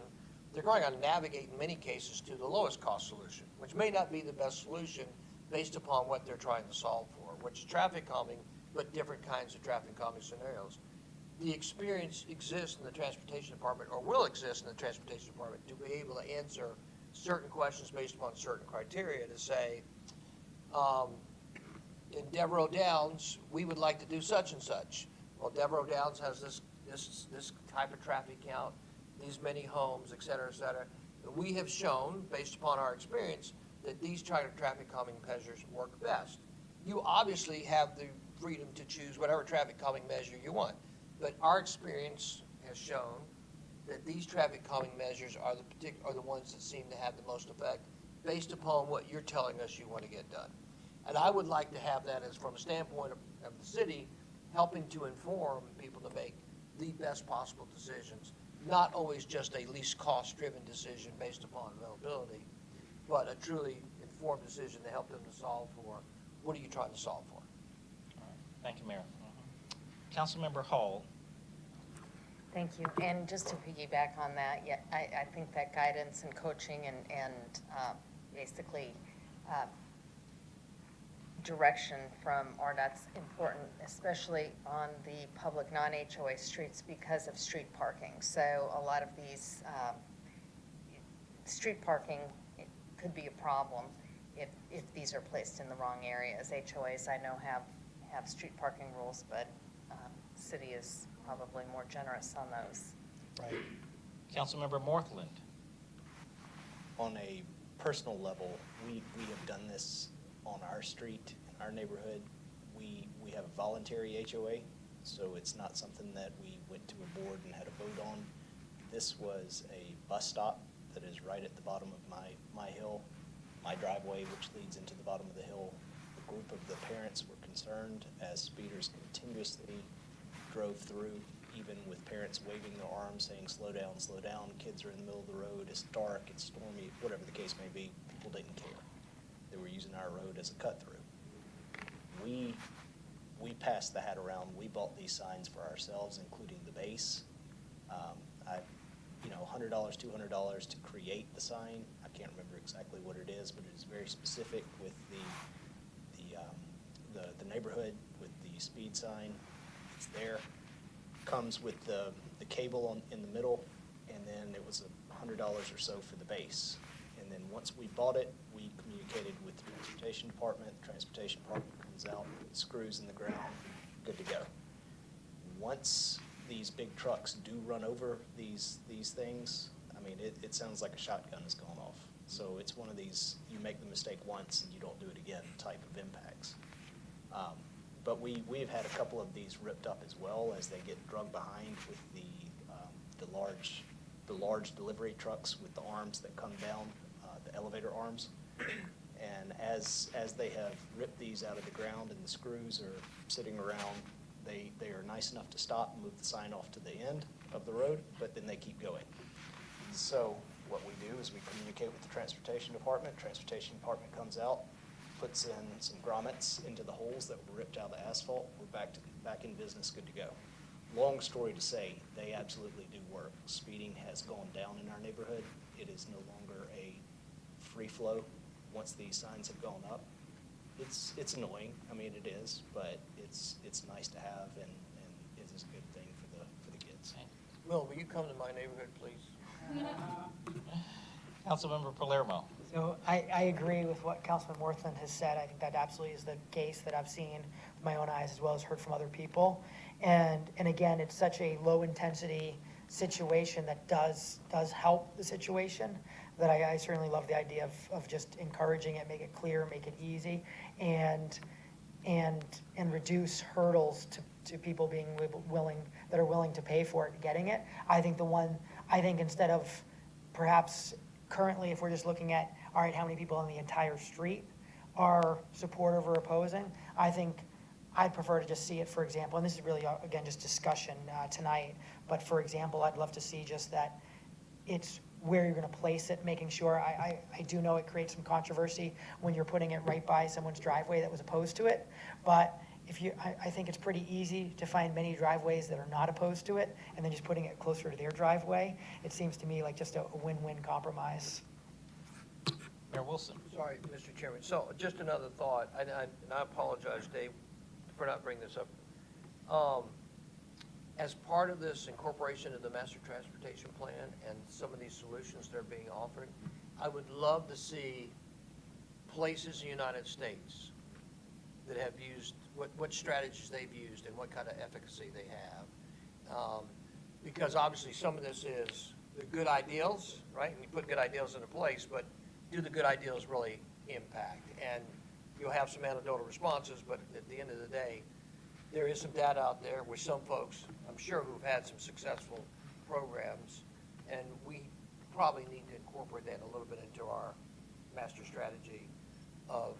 and I'm glad we're having the discussion, Mike, thanks for bringing it, but we want to put things into the system that work, that people spend money, because Will, we too have put signs up, and honestly, they get blown away.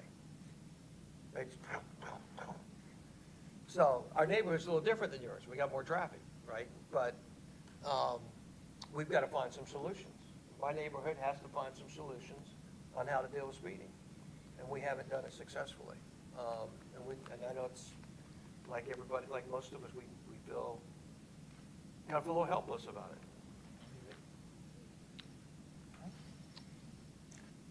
So to continue, mainly the program has been focused on the signs. However, one other request we get is for the driver feedback radar signs. Those cost about $4,000 to implement. However, most residents usually back off of that once they find out the city has them. We have a fleet of them that we can rotate around the city, and they can request those, and those get put in. So we have not got any requests for those, but they are very popular. There's some other smaller signs, but primarily it's these ones here on the right that are the most common. Mr. Cox, here's actually a good example of things the mayor's brought up of just concerns with silos in the city and where things going. Because I'm realizing someone complains about speeding on their street, and I feel like I'm hearing there's two different places they can complain to, besides obviously mayor and council, in which case we throw it to Randy. Randy throws it everywhere. But if they don't go that path through Mr. Knighton or through the mayor and council, basically I would think they either go to transportation, in which case it sounds like you're able to bring that speed tracker thing, or they go to the chief, they go Chief Conroy, and they're basically requesting a speed enforcement. But here's my question. Are you two kind of working together where maybe speed enforcement and having a police car there makes sense one morning, or maybe it makes sense to put this up for a week? Is that a discussion that you all have, or is that just two separate silos? So we have had those conversations with police. Typically, depending on where this is, we usually put the speed feedback signs on the busier roads, collectors, arterials, they do occasionally go into residential neighborhoods, but not as frequently as the collector roads. Typically, if we request it or get complaints, we will usually deploy these if they're applicable. And then usually once they're gone, because usually they have a lifespan of about 2 weeks, the mobile ones on the trailers, the batteries just fade away. So when we use those applications, we usually go in with those. And once we pull them, that's when we reach out to police and go, hey, can you send your traffic enforcement unit out there in 2 or 3 weeks' time? And we kind of do a double approach, so you get a little bit, but that's all dependent on their schedule, their workload. I know they have other assignments, but I routinely email the traffic enforcement unit to make them aware of complaints, so it's on their radar, no pun intended, but. Yeah. So this is, sorry, Mr. Chairman, yeah. This is, thank you, Mike, again for bringing this up, because it's funny how the antennae get much farther. This is what we are working on as a city right now, which is to break down the silos, right? To break down the silos, because this is not a transportation problem, and it's not a police problem. It's a city of Roswell problem. And so, for example, if the chief were here, because the chief and I have talked about this, I'm guessing other people thought, the chief would tell you that the driver feedback radar signs have a 3 to 6 month efficacy, right? In other words, he'd say, hey, Jeff, when you drive down the road, do you pay attention to the driver feedback radar sign? And your first response would be, oh, yeah, I do. And then he would say, do you really? Because I bet you the 3rd or 4th, 5th time, but I can tell you by the 15th time you've gone by that, you're no longer paying attention to the driver feedback sign. So, of course, as we all know, Jim is really the chief legal counsel of the city, much more than David Davidson. And so, but to this point, this is something holistically as a city we have not solved. And I can't speak for everybody else. It's one of my top 5 complaints that I get on a routine basis. Also, as a resident, I experience probably my number 1 complaint, but as a elected official, top 5 complaint I get on an ongoing basis: speeding in my neighborhood, top 5, not top 1, top 2, top 3, top 5. And the reality is that we have not dealt successfully with the issue. We have not have a holistic approach about it, and it's not a transportation problem. It's a city problem. And so just kind of laying out here for my council colleagues, one of the things that we're going to be radically addressing is the structure of our ability as a government to activate, organize, activate, and solve problems. And that it's not a silo, that transportation doesn't get stuck with a silo of speeding in the city. Yeah, you guys got a large part of the equation, but you're not the only part of the equation, and kind of realizing we've got to get better at bringing solutions. So, again, Michael, tell you, there's a whole lot of pieces to this equation. Thank you for both comments. So moving on, just to close out the first policy, to apply, it's very simple. The resident would just submit a description of the issue, what kind of devices they would like to request, some information on the locations, and if they want to select a contractor, provide it to us. So once RDOT receives a request like this, we of course do a field review. We go out and analyze the traffic data, speed, look at any crash history that may exist to determine if there is actually a traffic problem beyond what the local residents are implying.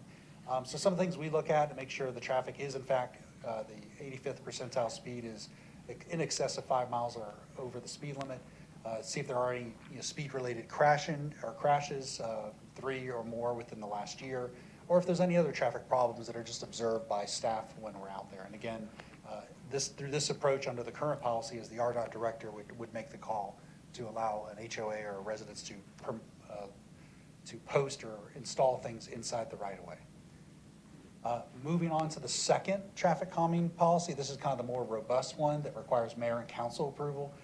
It basically follows the same context of the first one, but it involves more comprehensive or physical roadway elements that can address some of the higher degrees of speeding. And again, I just want to stress, this is again for local streets inside neighborhoods. It's not meant for collector or arterial roads, so you would not receive requests for this like on roads like Old Alabama Road or King Road or Pine Grove Road.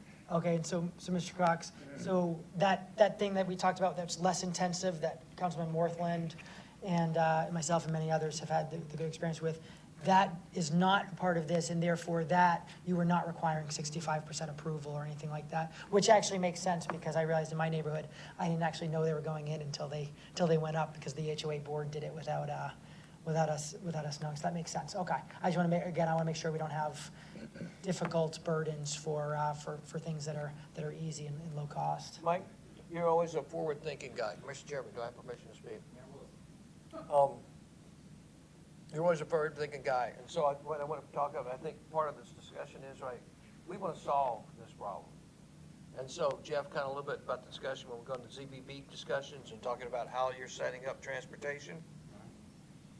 I don't know where this falls. I'm just going to throw this out there, and the atmosphere is we need to solve for. Yes. And so that, I don't know where that falls, where that fits, but I'm saying it's important enough that as a city that we need to be getting serious. These are good measures. These make sense. They're logical, da-da-da.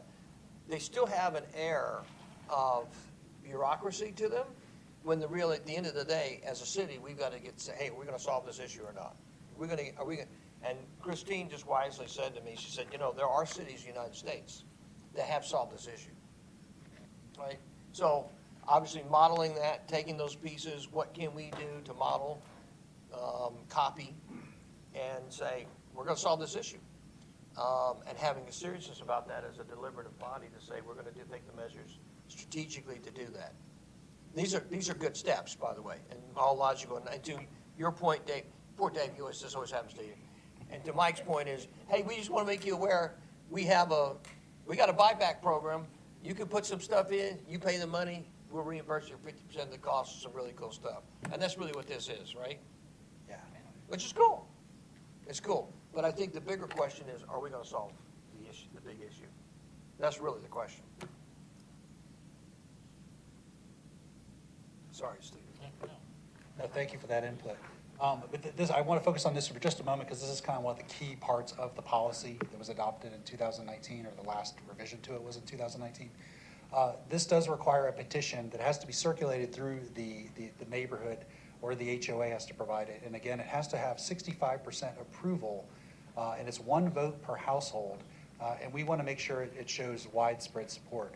And the reason we did this originally is because we would get requests from residents who are very spun up on the issue, and rightfully so, but staff would invest a lot of time and resources into it, and then we'd learn that perhaps the HOA may not have been on board, or other residents were not in support, or they didn't agree with paying for these type of improvements. So the petition was basically put in place to make sure and document that there was, sound and wide support from the neighborhood at large.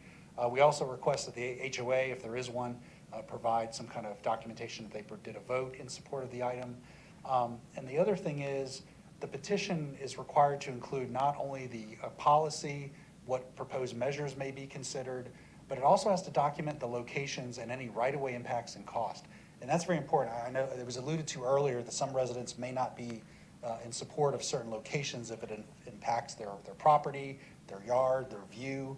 That was another problem we found is we get complaints or concerns from residents that they want these measures, but they didn't want it in front of their house. They're like, put it down in front of Frank's house because we don't like Frank.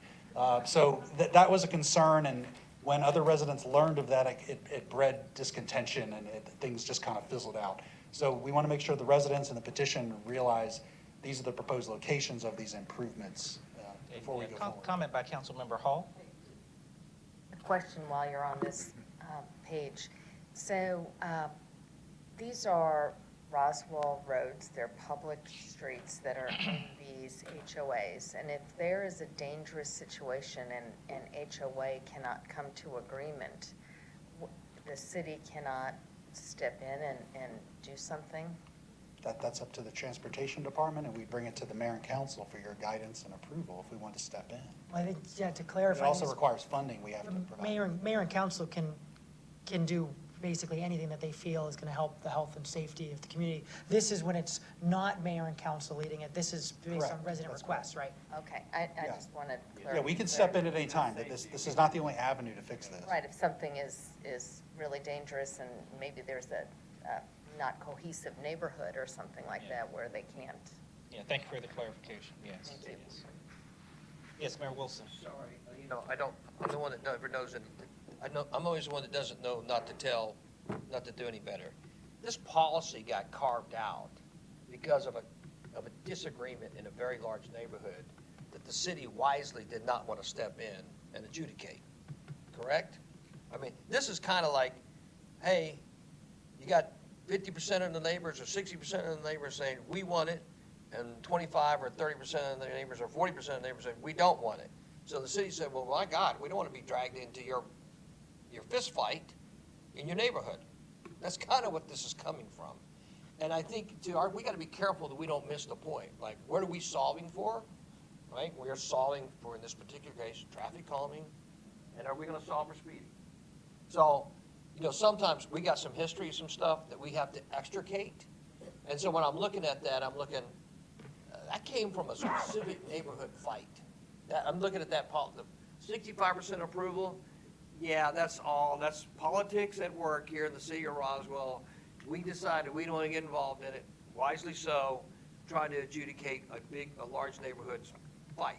There was a fist fight going on, and we said, well, we don't know what to do, so let us drive the middle piece.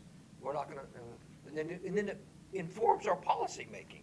So I think as the electeds, as this group has been so courageous in the past year, is do the right thing. Councilmember Palermo.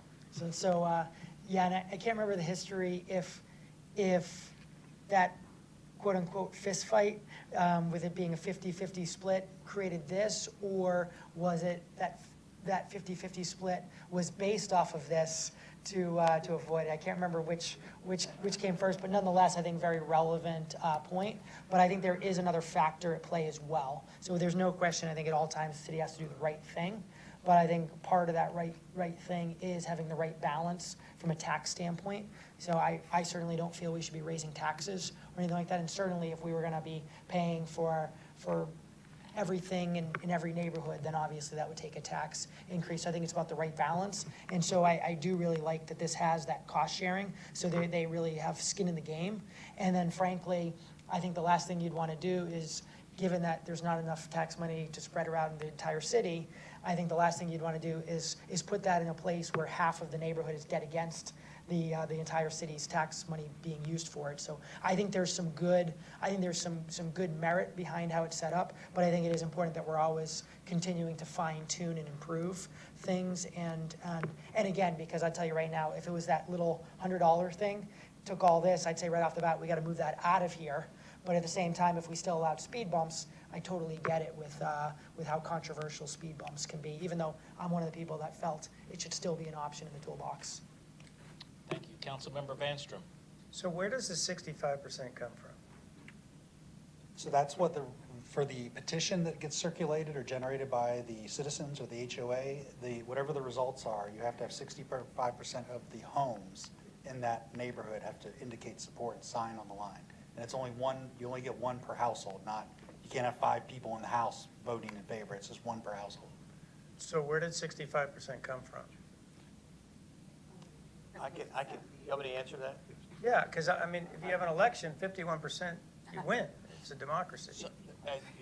Yeah, yeah. So this was over, honestly, this policy, I don't know how it got, obviously it informed and how it slipped in, right? It's 65, that had to do with the Whisperwood, forgive me, the Willow Springs sidewalk fight, right? That's what all this had to do with. And why it's informing safety and speeding issues, I don't know, but it's probably something we should rectify because that's a different equation. If you're saying, hey, we have a sidewalk policy and, you want that resident, the neighbor, the city spend money, that's a whole different equation. This, in my opinion, Peter, clearly came from the Willow Springs sidewalk fight. So to clarify, so is that the case? This did not exist prior to that? I thought this was out first. This actually predated the sidewalks. Yeah. They wanted it to be more than 50%, so we went with a round number at 2/3 instead of. But I just want to clarify, the Roswell traffic calming policy, which included 65% approval, did that exist before Willow Springs started requesting sidewalks? David's saying I'm wrong, No. and that it did.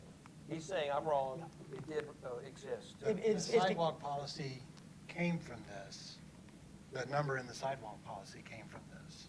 Meaning, no, yes, exactly. So in other words, the sidewalk policy was to replicate this, because going further back, there's been a lot of other things like, say, speed bumps and things like that were equally controversial as the Willow Springs one. And Councilman Vanstrom, you're asking, the why not, the way an election works is 50+1. It's, these become very, very divisive issues. And so actually, if anything, if you want to, I think tying it to just elections and things like that, it's the difference of the type of compromises and bills that exist when you require 60% of a legislation versus the 50+1, in the sense of it created the opportunity for it to be clear, yes, definitely wanted a majority working towards it, because these things can be very, very divisive items. Let me apologize for being incorrect on the record and giving you bad information.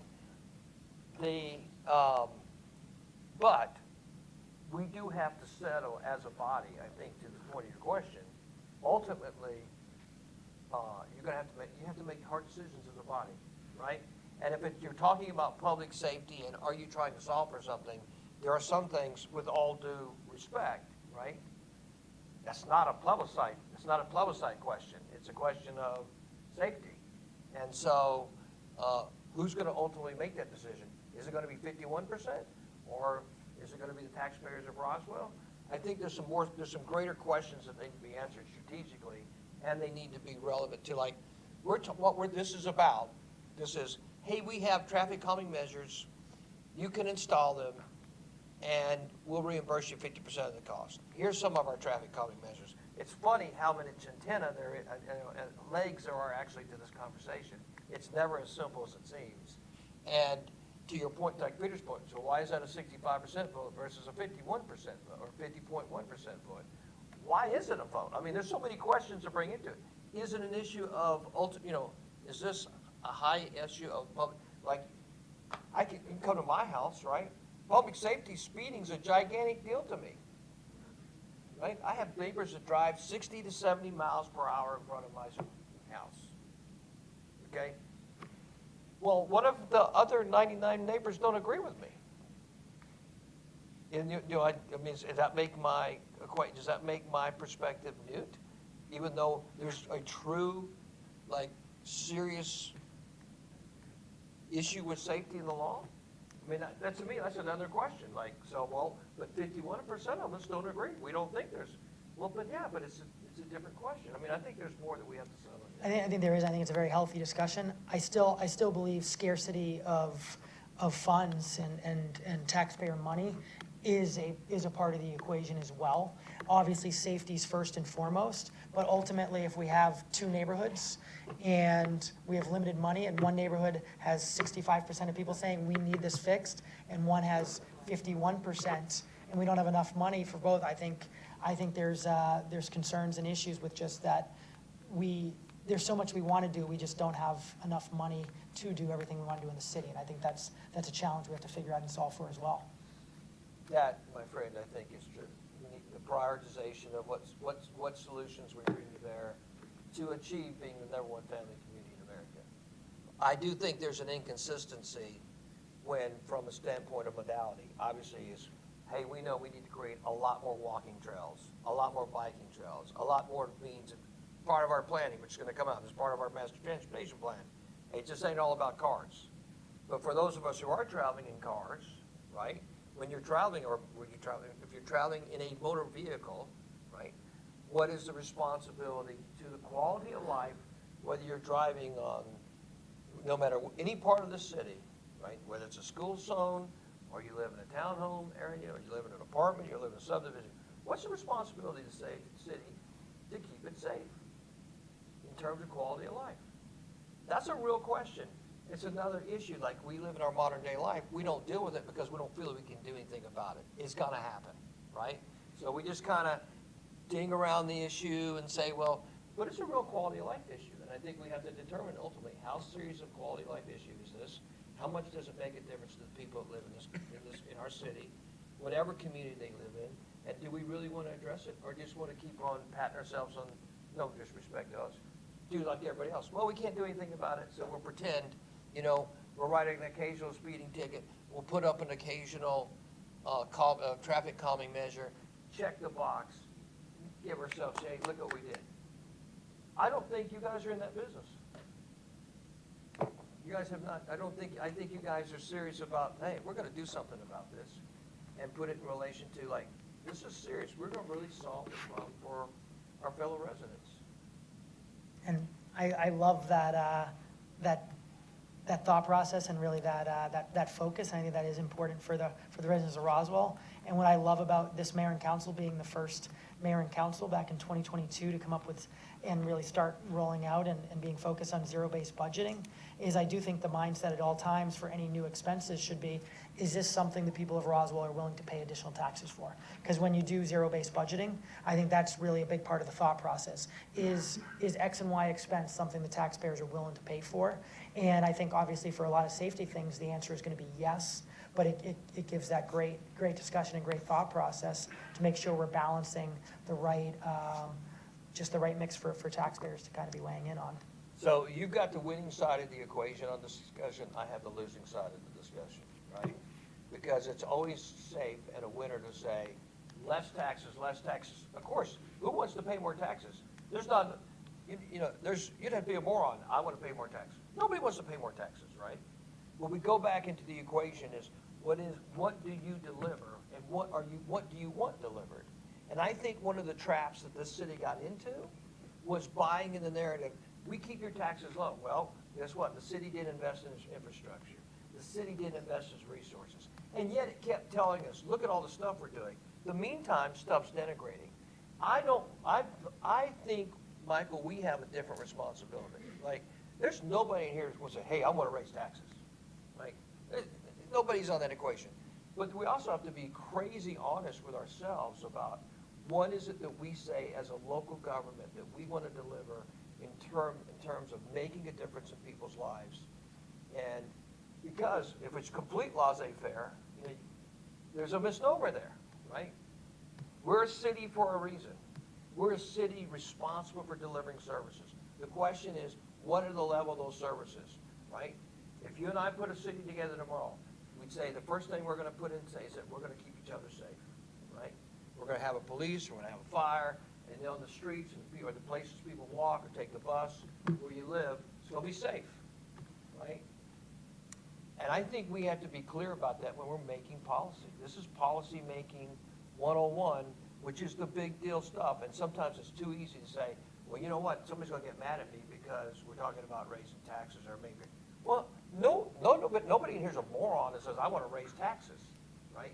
But at the same time, if people yell at us and say, well, to your point, it does cost a certain amount of money. This is the council that introduced priority-based budgeting vis-a-vis zero-based budgeting. Serious about fiduciary, it's fiduciary responsibility. Very serious about it. Very sophisticated about it. But I think it's a political trap. You know how I don't like it when it goes to the political discussion because it's too easy. I want to reduce taxes, I think that's too easy. I think what's the greater, can I do something about speeding in the city of Roswell? Can I solve the equation? Does that make a difference to all the residents of Roswell? Does that make Roswell a different community? Can I achieve that? Is that easy to do, and does that take a lot of pieces to the equation to get done? To me, that's a greater question. Or you know what, I'm gonna keep your taxes low. And I don't say that there's not an equilibrium, but I do think there are cities in the United States that have solved speed. Not a lot. Very easy. It's not easy.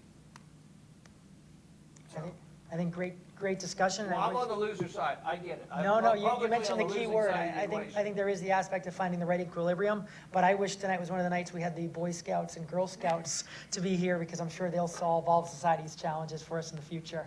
But until then, some great discussion. Councilmember Vanstrom.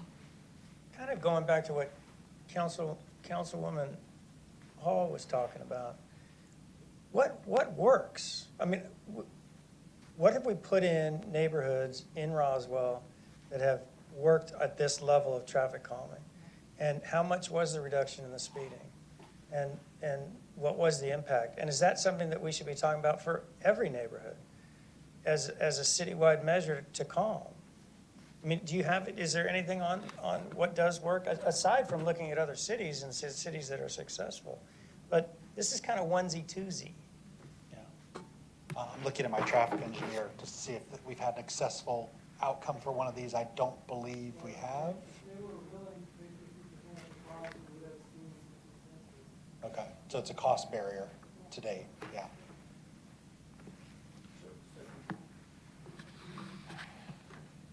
So we've just been discussing this for an hour and a half, and no neighborhood has ever done any of this. Not gotten to the final conclusion of this, to my knowledge. Yes.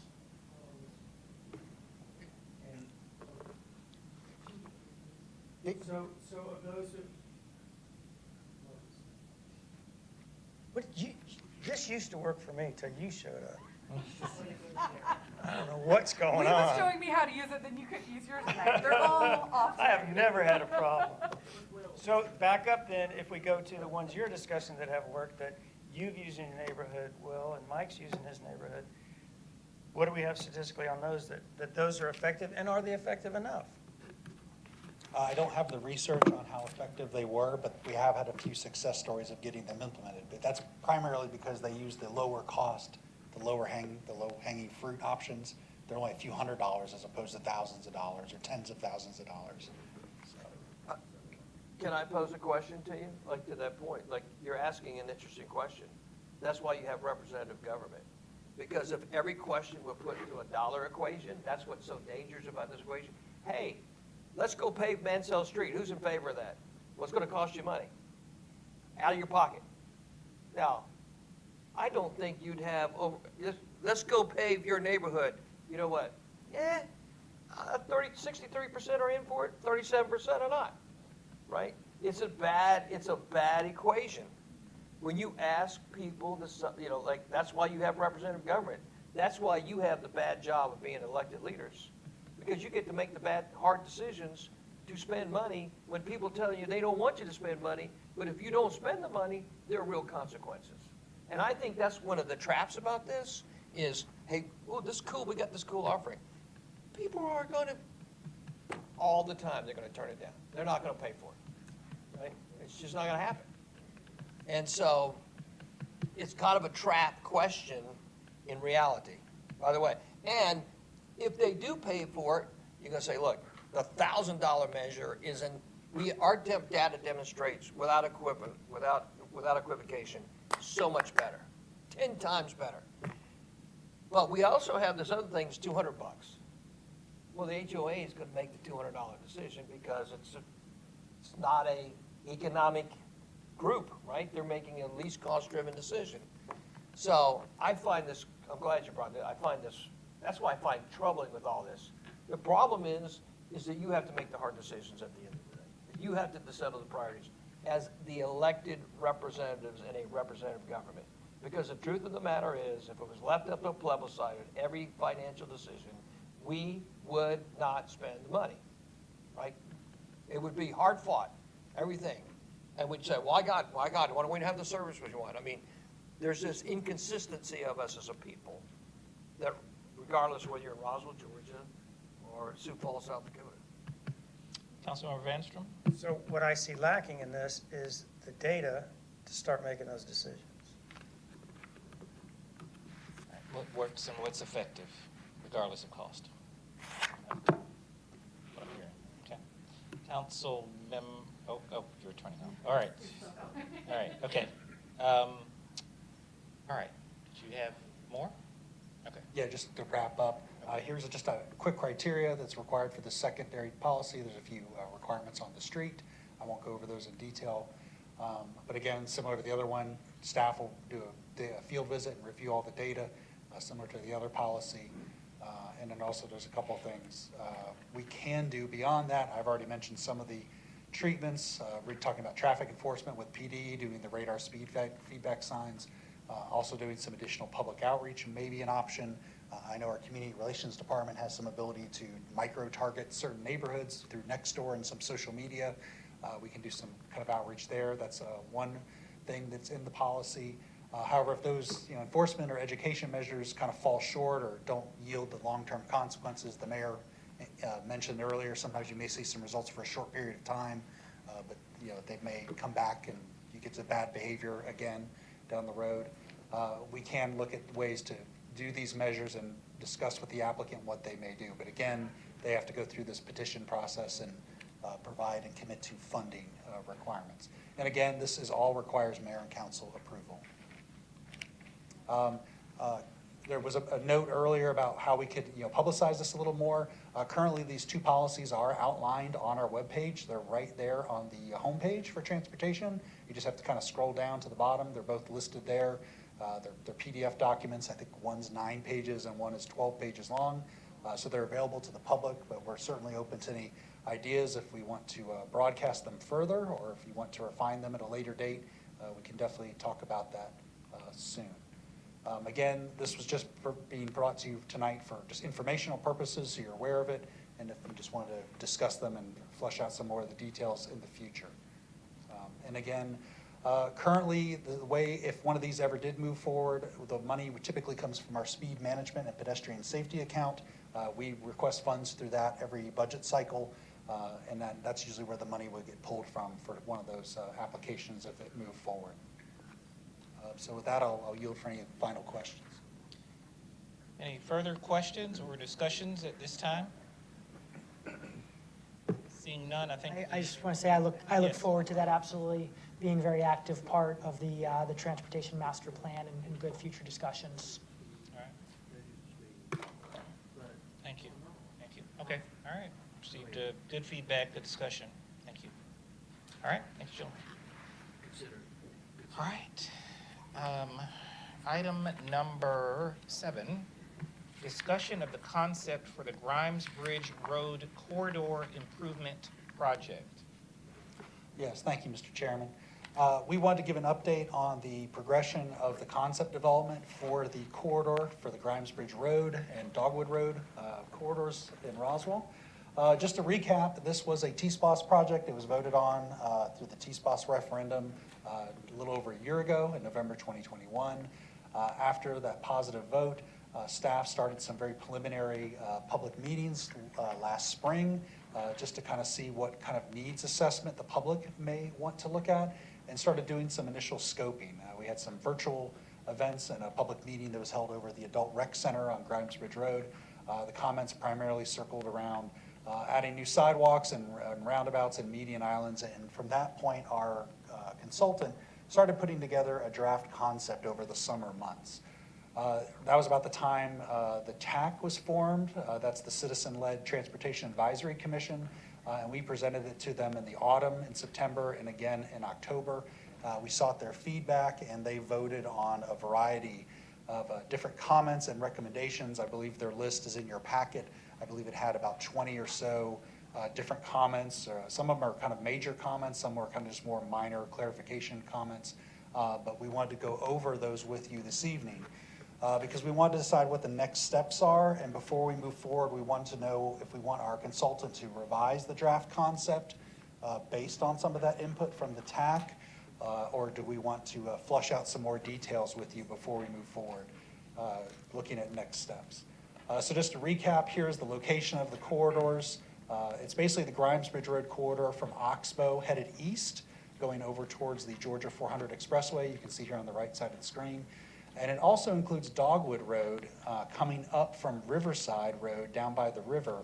And if you recall, we already have a similar project doing corridor improvements along the Riverside Road corridor, basically from Riverside Park eastward to Georgia 400 and Old Alabama Road. So this would tie into that. And we're trying to bridge the gap on some very sorely needed pedestrian and bike connections there. So basically the corridor would come up Dogwood Road, coming up the hill to the top of the ridge where Grimesbridge Road is, and it would continue past the apartment complexes and the Doubletree Hotel before you get to Holcomb Bridge Road. So the TAC, when they provided their recommendations back in October, they provided some general feedback and some specific comments. Staff have come up with some draft responses and just some comments for your consideration. I went ahead and just kind of embedded them in there. I apologize for the Christmas-looking colors, the red and green, but it basically indicates whether staff, is supportive or agrees with their comments, or maybe their possibilities. Where the red kind of denotes there may be a potential conflict or something we need to discuss a little further. So I'll try to go through these as quickly as I can, and feel free to stop me and ask questions, or if you want to hold them to the end, we can always come back to these. So one of them was to provide some assurances about no trucks being permitted on Grimesbridge Road. Staff did go out and check. Grimesbridge Road is already signed as a no truck route. It has signage at both ends at Dogwood Road and Holcomb Bridge Road. We also checked and confirmed that the approaches to Grimesbridge Road also have no truck signs posted on Norcross Street here, right out here at Highway 9, Warsaw Road over by the intersection at Holcomb Bridge and Olive Garden. And then we did check the Oxbow Road intersection project at Highway 9. We will be reinstalling a no truck sign there, as there was one there before construction, just to kind of protect or guard the Grimesbridge Road corridor as far as a truck restriction. And that way it's enforceable by our law enforcement officials. There was a comment about narrowing the lanes to 10 feet using either moving the curb line in or restriping. There's a couple challenges to that. Physically moving in the curb line may be in conflict with International Fire Code and state law. That is something we have to kind of flush out in the weeks ahead with fire and the mayor and council, how we might approach that. That's primarily due to the fire hydrants being located on the roadway. When we looked at it, there are fire hydrants, so we have to be mindful of that. There might be some solutions, but we just have to kind of work through that. I'm sorry. Thank you. So this was something that I know that came up in some discussions of the last RTAC meeting. Is a concern is just that cost does have to be taken into account because we don't have enough money to do everything we want on this road or every other road.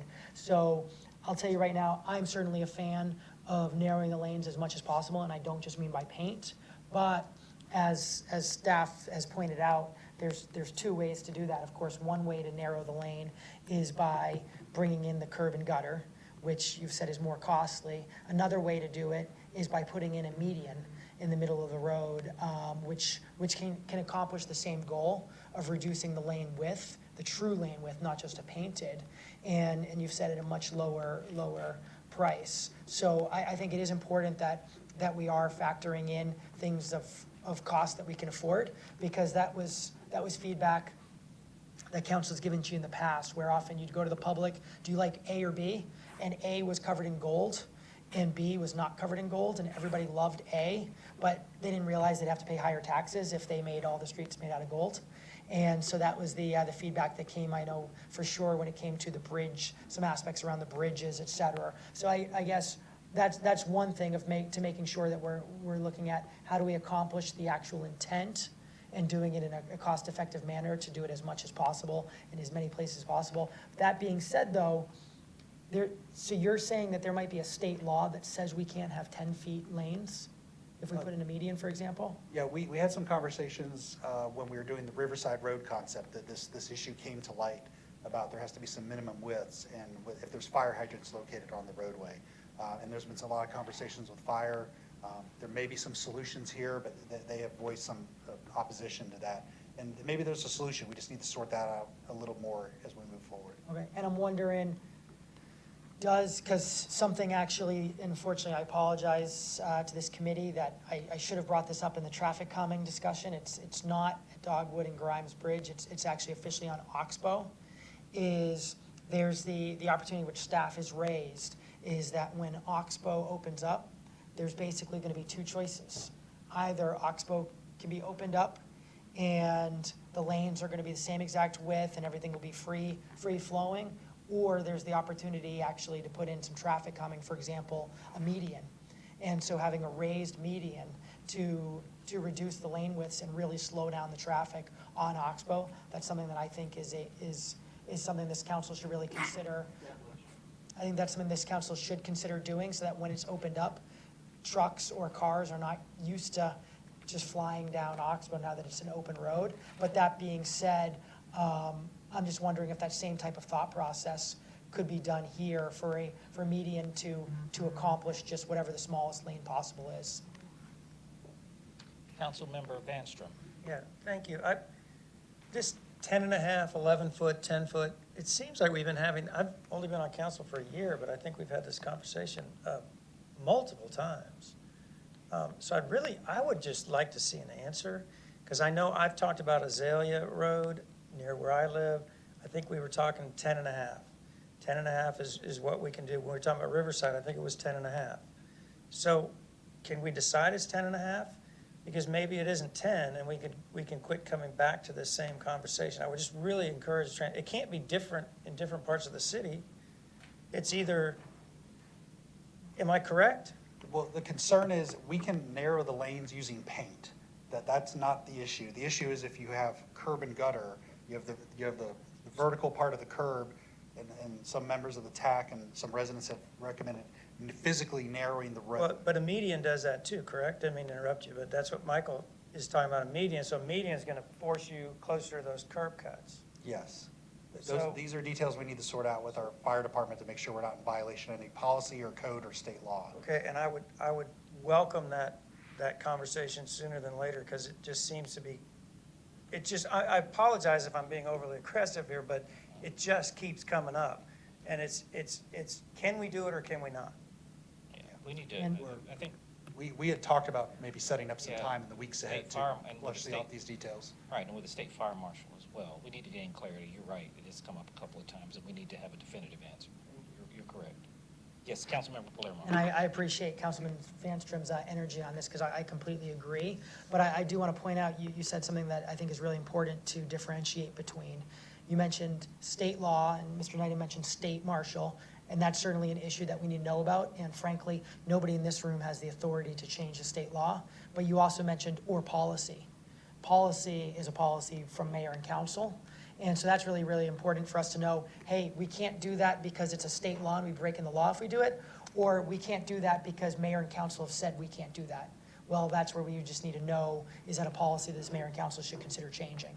So I think that's really important. So I look forward to getting an update on that. The other one I wanted to mention here, so definitely love the idea of making sure that we keep the no large trucks, whatever that might be, right there from staff's thing. I see it's in green, that's great. For the last one, the concern I have there is what I think this mayor and council has to figure out, and it goes back to our taxes discussion, is a long time ago, there was a policy created on lights, and it was just due to the costs becoming unbearable. And so there are so many streets in so many areas all over the city that absolutely want the lights. And that's where I feel like that's a citywide discussion that I think we have to have, which I think is probably outside the scope of for this one, especially knowing there's limited money assigned to this. So that's my feedback on this first page of feedback. Yeah, so just to finish off these couple bullet points here, yeah, one of the comments was to add pedestrian sidewalk lighting. That's certainly possible, but that's correct, you would be adding cost to that. And then the other item was to develop a landscaping plan. I know there's a heavy tree canopy out there now, so a lot of plants wouldn't thrive, or trees, but there are some shade-loving things we could include into that. The only concern was, given the narrow right-of-way in some areas, we have to be mindful of where we put it, because we only have a very limited space between the edge of pavement or the curb, where the sidewalk is or might be, and we don't want to be putting landscaping on private property unless that, just for maintenance purposes. So there's definitely options here, but they're a little more detailed. So here, I'm gonna get into the graphics, and again, I apologize, there's like 10 of these, so I'll try to go through them quickly. Some are very easy. I'm moving from the west part of the corridor, to work our way east. Here's Oxbow Road. This is the western edge of the project limits. And then one of the comments the TAC had was to add pedestrian crossing signals at Shadowbrook. There's already a traffic light there today. That's no problem. We've already incorporated that into the current concept. They wanted to repair an old curb cut or an old driveway right about here. We believe that might be an old access from National Park, so we probably have to coordinate with them before we touch or impact that. But that shouldn't be a problem, assuming NPS is agreeable to that. There was a good comment about radar speed feedback signs. Like I mentioned earlier, they're very popular. So adding them permanently to this corridor, including them in the project budget, that would not be a significant cost, and we definitely think that could be a possibility. We just have to determine the best location for those.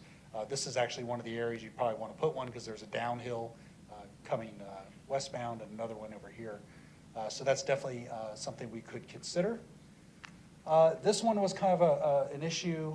There was a lot of controversy over this one. This was the roundabout over here at Grimes Bridge Landing, and I just want to stress for the mayor and council and any members of the audience who are watching, this again is the original draft concept. We have not modified these images.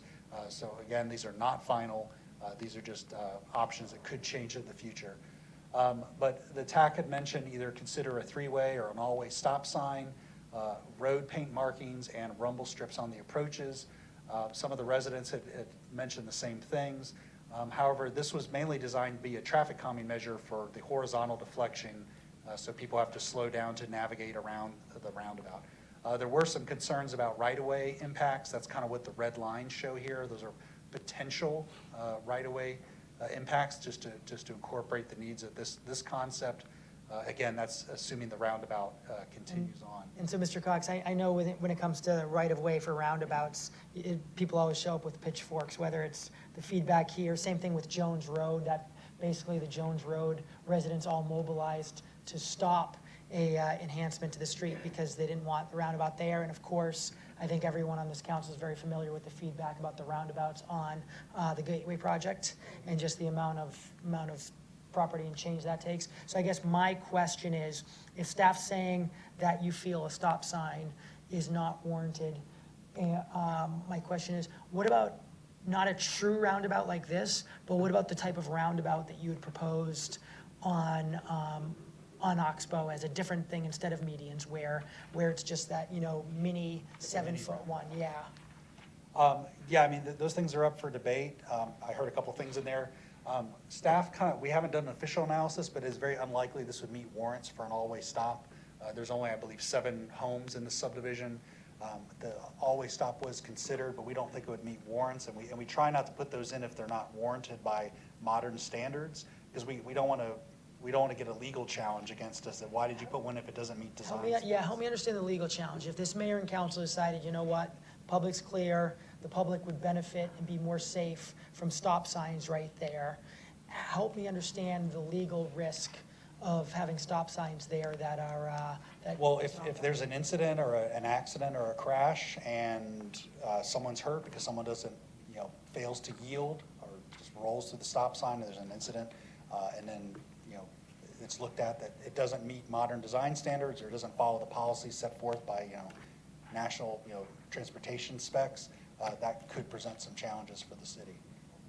Wouldn't stop signs decrease the probability of accidents and danger, not If increase people it? followed the rules, yes, but that's not always the case, unfortunately. Councilmember Beeson?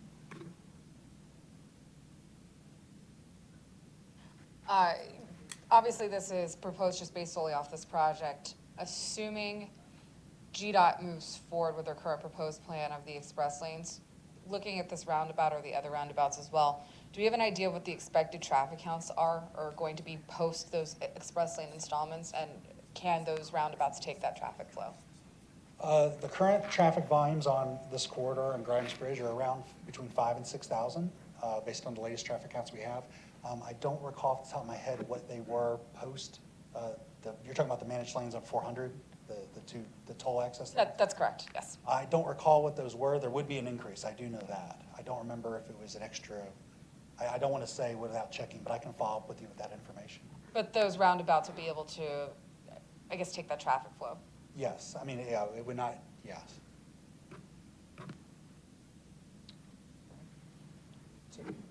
Yes, Councilmember Hall? Sorry,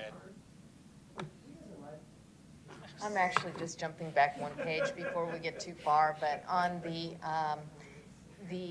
radar, putting the permanent radar there, I understand that after a week or after a few days, those aren't effective, and you need to keep moving them around because people just ignore them after a while.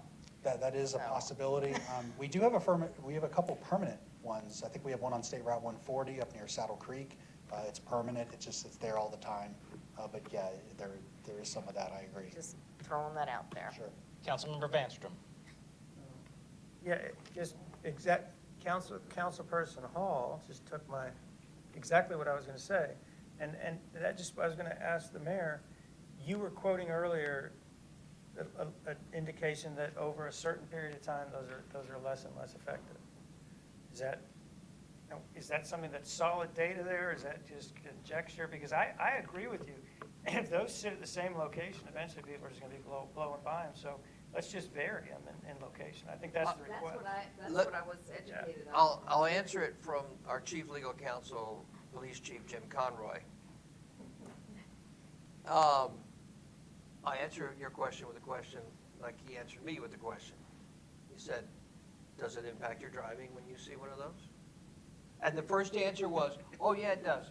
And then exactly, Sarah's not shaking her head, no. And upon reflection, the reality is, no, it really doesn't. I would disagree, it doesn't. When I see it, it reminds me that I should be slowing down. It doesn't after a period of time. So, to answer your question specifically, I have no hard data. I just have the opinion of the police chief of Roswell, who's the chief legal counsel for the city. All right, thank you. All right. The other issue I just want to point out, that when we did the public outreach earlier in the year, the roundabouts were, and a lot of the comments we received, again, that was several months ago. Also, the comment we had about rumble strips. I know rumble strips are very popular in the rural areas of the state. You see them out in the countryside. But one thing we want to consider is if you put them in the roadway pavement and you have 6,000 cars a day on the road and they're hitting them, they make noise. Every time a vehicle rolls over rumble strips, it makes a noise. So if it's not too annoying for the driver, but if you're one of the residents who lives right in front of them, you're hearing that sound 6,000 times a day. That's just something to be mindful of. And then we talked to some of our colleagues in other cities, and one of the downsides is, again, this is very trivial, so I don't mean to dwell on it, is if you have stop signs, you have people who not only violate the stop signs or roll through them, but also they accelerate quickly or they have squeaky brakes, and there's a lot of noise generated from that. It's just, again, very minor concern, but just something to be considerate of the neighbors who might live there. They may have some concerns long term. One other thing, the TAC had wanted to clarify on the sidewalk width east of Grimes Ridge Landing. At the December meeting, this is in December, I mentioned earlier, there was the talk of maybe making a multi-use trail on the south or west side of the road here in front of the National Park property and removing the sidewalk on the Shadowbrook side here. That way, because you have the pedestrian crossings here, they could safely access the multi-use trail, which would connect to the trails inside the park, Oxbow, and continue further east. So that would be one thing. We would just want to make sure we're not stepping into the national park land. We want to try to avoid that at all costs. Mr. Cox, that's an example of something, so this is very, very similar to the Riverside Road project, where the RTAC had recommended on a side of the road, we don't do the sidewalk. Yet I'd also remembered from when the residents that were most affected were all gathering input, that was one of the most popular aspects, and there was a lot of support and engagement. So I was glad this council did not support the recommendation to remove the sidewalk. And I certainly would not be considering it here either. And that's something I wouldn't even want to be advertising to the public, because then it's just going to create frustration for all the people that would have benefited from the sidewalk. So I just want to state my viewpoint on that one. Okay. So just to be clear, this sidewalk here does not currently exist. This is a proposed new one? Correct. Okay. Yeah. Okay. Yeah, Just to no, make sure I know. understood correctly. But the key is that the city is making a major investment in this corridor, and I don't want them seeing and thinking, why aren't they getting a sidewalk there for more safety and everything else, knowing just the risk of more cars. Okay, thank you. Moving on, one of the comments the TAC had was to restrict right turn movements at Oxbow Road onto Grimes Bridge, and then vice versa, restrict left turn movements from Grimes Bridge on Oxbow during some peak hour times. Staff are not recommending that. It's very difficult to enforce. And if you add turn restrictions, you're diverting the problem to other Roswell residents, routing traffic up Grimes Bridge Road towards the Norcross and Warsaw corridor. So that staff is not recommending any turn restrictions at that intersection. Next comment, RDOT was to examine other possible traffic calming measures in the area, also because there's some residential driveways here on the north side of the road. This is very challenging due to any horizontal shifts in the topography. If you're familiar with the corridors, a portion of the roadway kind of runs on top of the ridge line. You have some very steep drop-offs, especially here on the north side. The driveways just plummet off the roadway and kind of dive down to the residents' homes in some areas. So we thought maybe textured pavement may still be an alternative option if the roundabout does or does not happen. There's just a lot of challenges there because of the topography, and would add significant cost to some of the other traffic calming measures in here. Moving a little further east, headed down towards the Cottage School and moving towards Dogwood Road. Again, this is a similar comment. There was talk about adding sidewalks on the north side on the Grimes Ridge Road. Again, there's a lot of challenges here to the topography. You need extensive retaining walls. Also, a lot of the driveways, as I mentioned, are very steep, and if we build new sidewalks, they have to be ADA compliant. That's Americans with Disability Act. We have to probably reconstruct a lot of the driveways to make sure the cross slope where the pedestrians would cross their driveways are not out of compliance, and that we have some limitations there. And we also think there may be some substantial tree loss to the canopy there. So just due to high cost and impacts to the tree canopy, we're not recommending a sidewalk here. On the south side, we would be improving the sidewalk and making it a multi-use trail. So that would provide the pedestrian, bike, or even PTV connectivity along the south side of the road, if it's ever approved by council. And I hate that the topography makes it so tough for the sidewalk there. It obviously is something we've experienced and seen in the city, that just the retaining walls can make the sidewalks exponentially more expensive and just eat up all of the budget that exists, which is why we have some major high priority sidewalk gaps that are still just sidewalk gaps because of those challenges. But I guess it's refreshing to know for that one, that for that area, that public input was not showing interest or need for a sidewalk. Moving on, there was a comment about the Cottage School, because I believe during the concept development earlier, or last year, there was a proposal by the school if they could add a new decel or right turn lane into their campus. The TAC had a comment about how that's funded. So staff kind of took a look at this, and we would estimate the construction cost of the new turn lane, and we would deduct it from any appraisal or value of the right-of-way. So for example, if the city had to purchase right-of-way, let's say it cost $100, I'm just making up numbers here, and the cost of the turn lane was $50, we would, just we'd write a check for $50 to the school, just to offset that cost to us for adding a turn lane at their request. And it's also possible the school may elect to donate the right-of-way. That we don't know if that's the case, but it's just an option to put that here. Also, there was a comment by the TAC if we could add school zones or speed zone signs for the two schools. Remember, you have the Cottage School out here. You also have the Swift School closer to Dogwood Road. And then if you do have a school zone, you could add the speed camera enforcement that we have in 2 locations already in Roswell. Currently, our policy is we don't fund private school zone signs, but that is a decision the mayor and council could make. If they want to change or set that policy, we would be glad to discuss it. But as it stands now, the private school would be responsible for the install and maintenance of any of their signs or equipment. And then the camera enforcement could be a possibility if that were to come to light. So this one, I'd like this council to consider making an exception in this spot, and the reason being is, obviously, it would benefit the school, the Cottage School, but what makes it different than any other school is we're so focused on this corridor and slowing down traffic that I think the city and the residents, irrelevant of the school, might benefit from school zone signage right there. So I personally would love to see if this council supported that, and if that was a part of what went for public comment, so. Yes, Mayor Wilson? Yeah, ditto that, Mr. Chairman. Ditto those comments. Thank you, sir. Councilmember Vanstrom. Just opening a little bit of a box, though, because we need traffic calming throughout the city, and we have other private schools.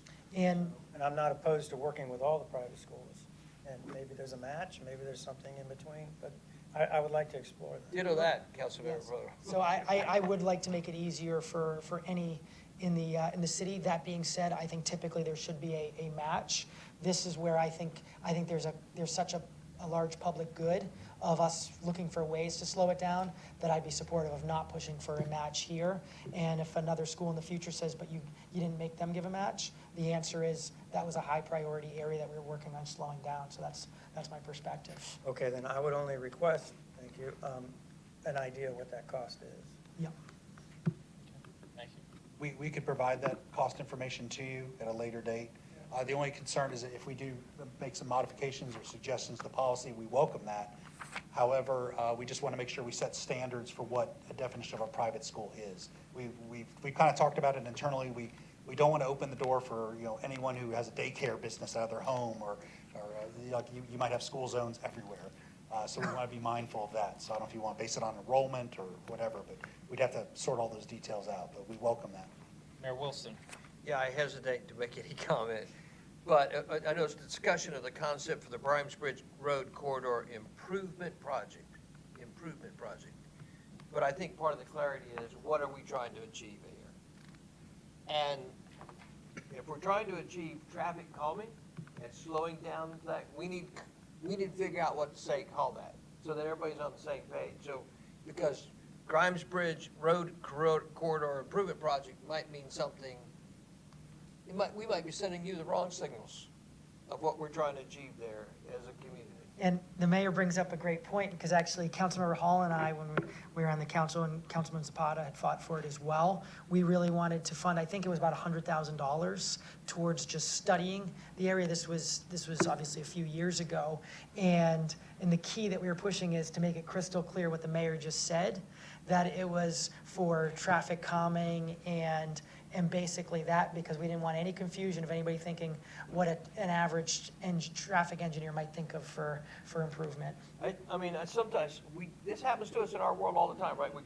It's just pure what are we actually trying to do here? Well, Dave Cox may think, you know what, we're trying to improve the road and the area and the people that work with you. We didn't say to you, hey, you know what, really what we're interested in slowing it down and creating traffic calming measures, and that's the goal, with clarity, so we got to be clear. And I think unpacking this sometimes, man, we keep finding this, don't we? Okay. Moving on, this is the other roundabout that was initially proposed after through the public involvement. The TAC had recommended they keep the existing traffic light here. There's a small traffic light right here at Victory Lane on Pine Grove Road. And the concern was the TAC said we should just keep that. There's some concerns over right-of-way impacts if we installed a roundabout. So staff, we're amenable to keeping the signal. It's an asset. It's not a bad thing to keep it. But it's just, if the light's green all the time, traffic's not slowing down. It's not a light that turns red regularly. It's just triggered by the side street on demand. So we can definitely keep it, and it would also save costs. So we're amenable to that if it's agreeable by the mayor and council. If that's Just to be clear, so, I'm sorry, Mr. Chairman, do I have your permission? Please. Just to be clear, so we're gonna, the recommendation is to keep a traffic signal in addition to a roundabout? No, it's one or the other. We had originally proposed removing the signal and putting a roundabout here. But the TAC said, no, why don't we just leave the roundabout out of it and just keep the existing signal? And we're fine with that, if that's the desire of the mayor and council. But I think that was wonderful, and if you could say it one more time, it's green 90% of the time. I'd say 98% of the time. Okay. So yeah, green lights unfortunately don't slow people down. So roundabouts would kind of force you to slow down a little bit.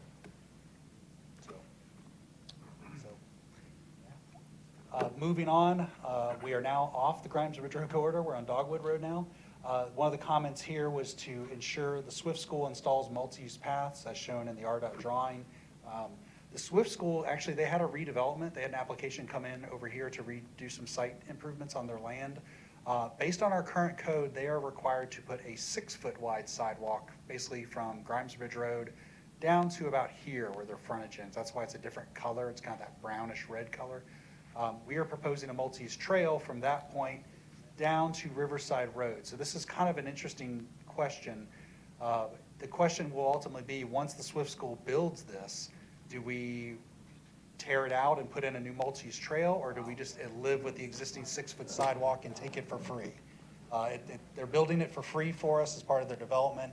So that just that's. Is it too late to see if we could waive some impact fees or anything for them to build an extra 2 feet? I don't know if it's too late. We did last summer, we did coordinate with them and ask them if there was some kind of partnership, like either we pay you to build it or you pay us. The deal did not work out. We ultimately just said, okay, build the 6-foot sidewalk that you're required to do.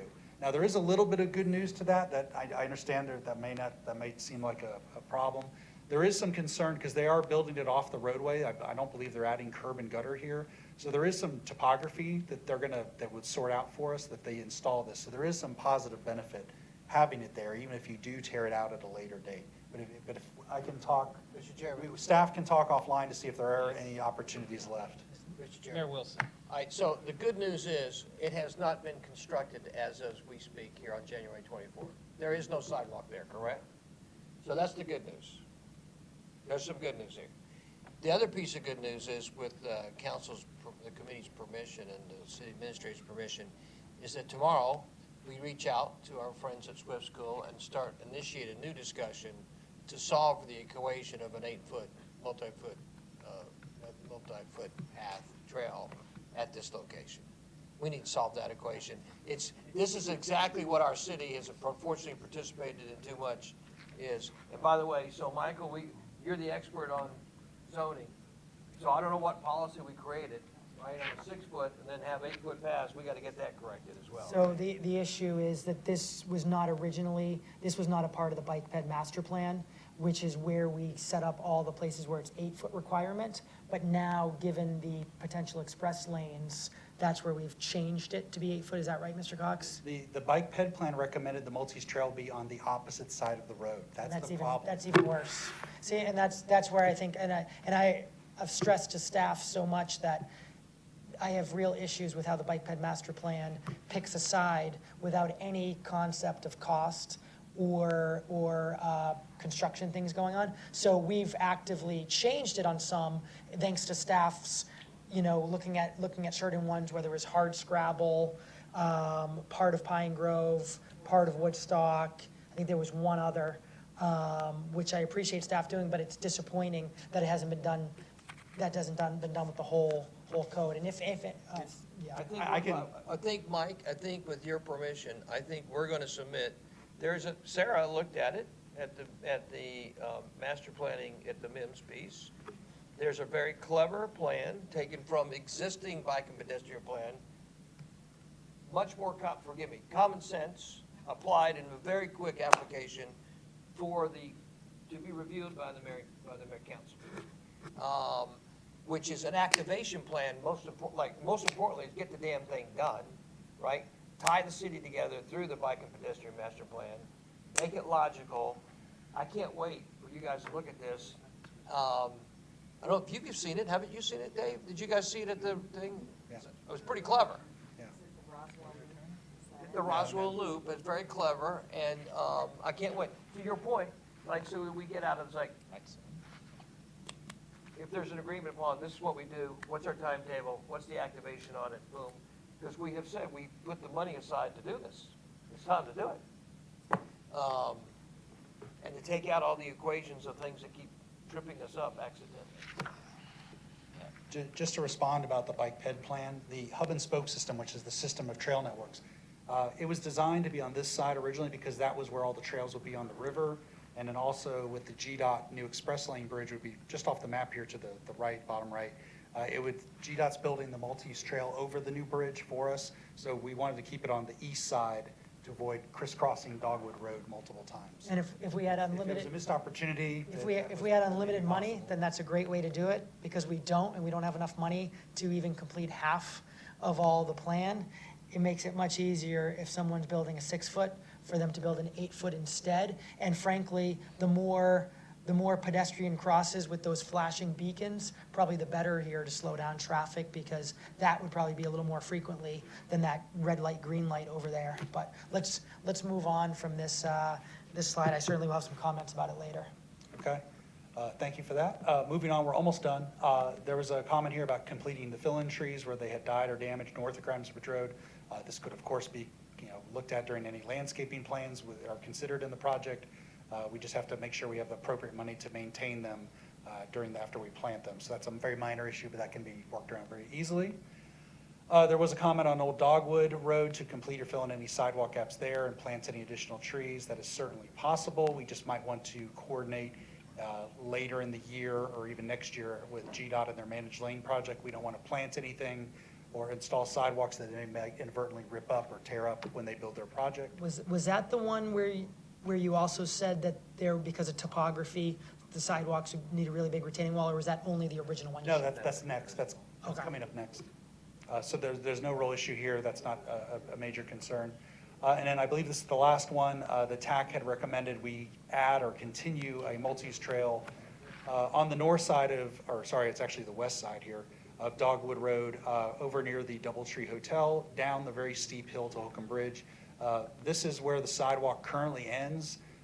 Our proposal was to add a new crosswalk with a RFB pedestrian signal right here, and that way pedestrians could cross in front of the hotel and then use the existing sidewalk to reach Holcomb Bridge Road and the MARTA bus stops. To build a multi-use trail along this really steep hill behind the Crystal Hamburger fast food restaurant would be very expensive. There's about 9 or 10 parking spots that would likely be eliminated from the Crystal parking lot.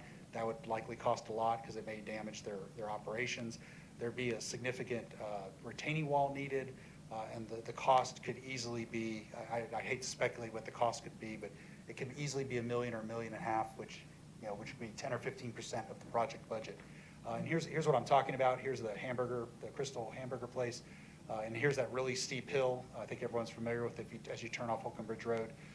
If you put in a multi-use trail, it'd be kind of roughly in this area, and there's just, the topography is very unfavorable right here and be of significant cost. And again, it aches me to say this because I really love multi-use trails, want them in so many more places. But again, from what I've learned from sidewalk gaps that we can't afford to fill in, that when you need gigantic retaining walls, it just, to be honest, I think your estimate's downplaying the cost. So if you're familiar with where the further up the hill past the Crystal, it's just such a slope.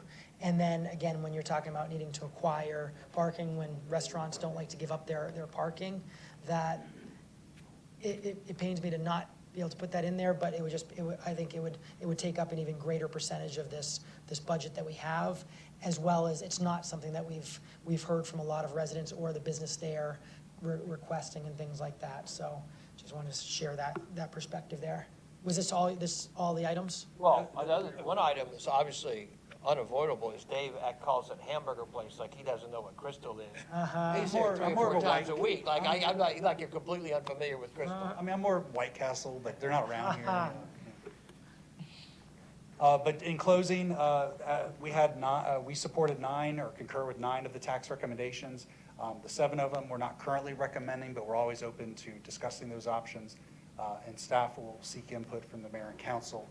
And in recap of the next steps, I'm sorry, go ahead. Well, actually, I want to propose some next steps, because I think it's crucial that we get public input and hear from all the people on that corridor, just like you all did with the Riverside Road project probably a good year or 2 ago. And I think it needs to be really clear and things that are in the scope that are in the budget, because with T-SPLOST, there's strict rules.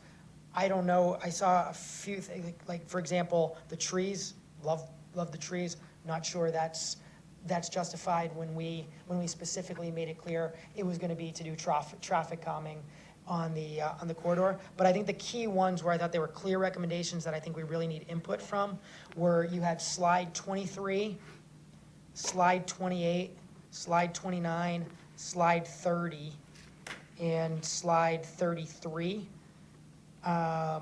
What was slide 33? That was one of them. Oh, yes, in slide 33.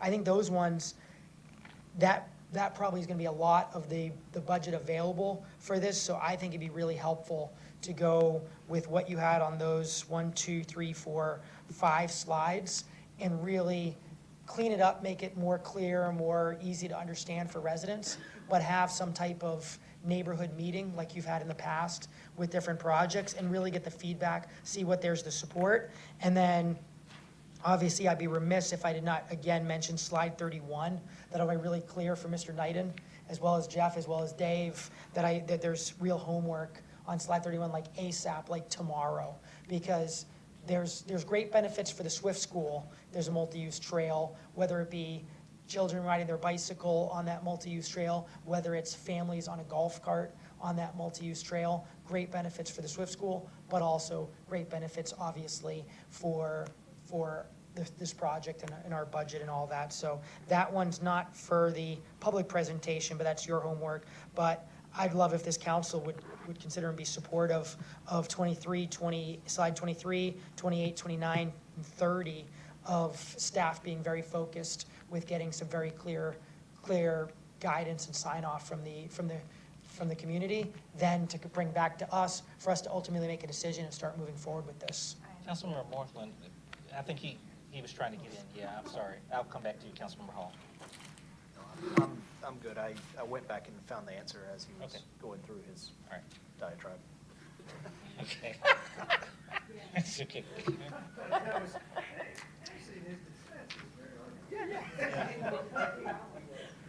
Councilmember Hall.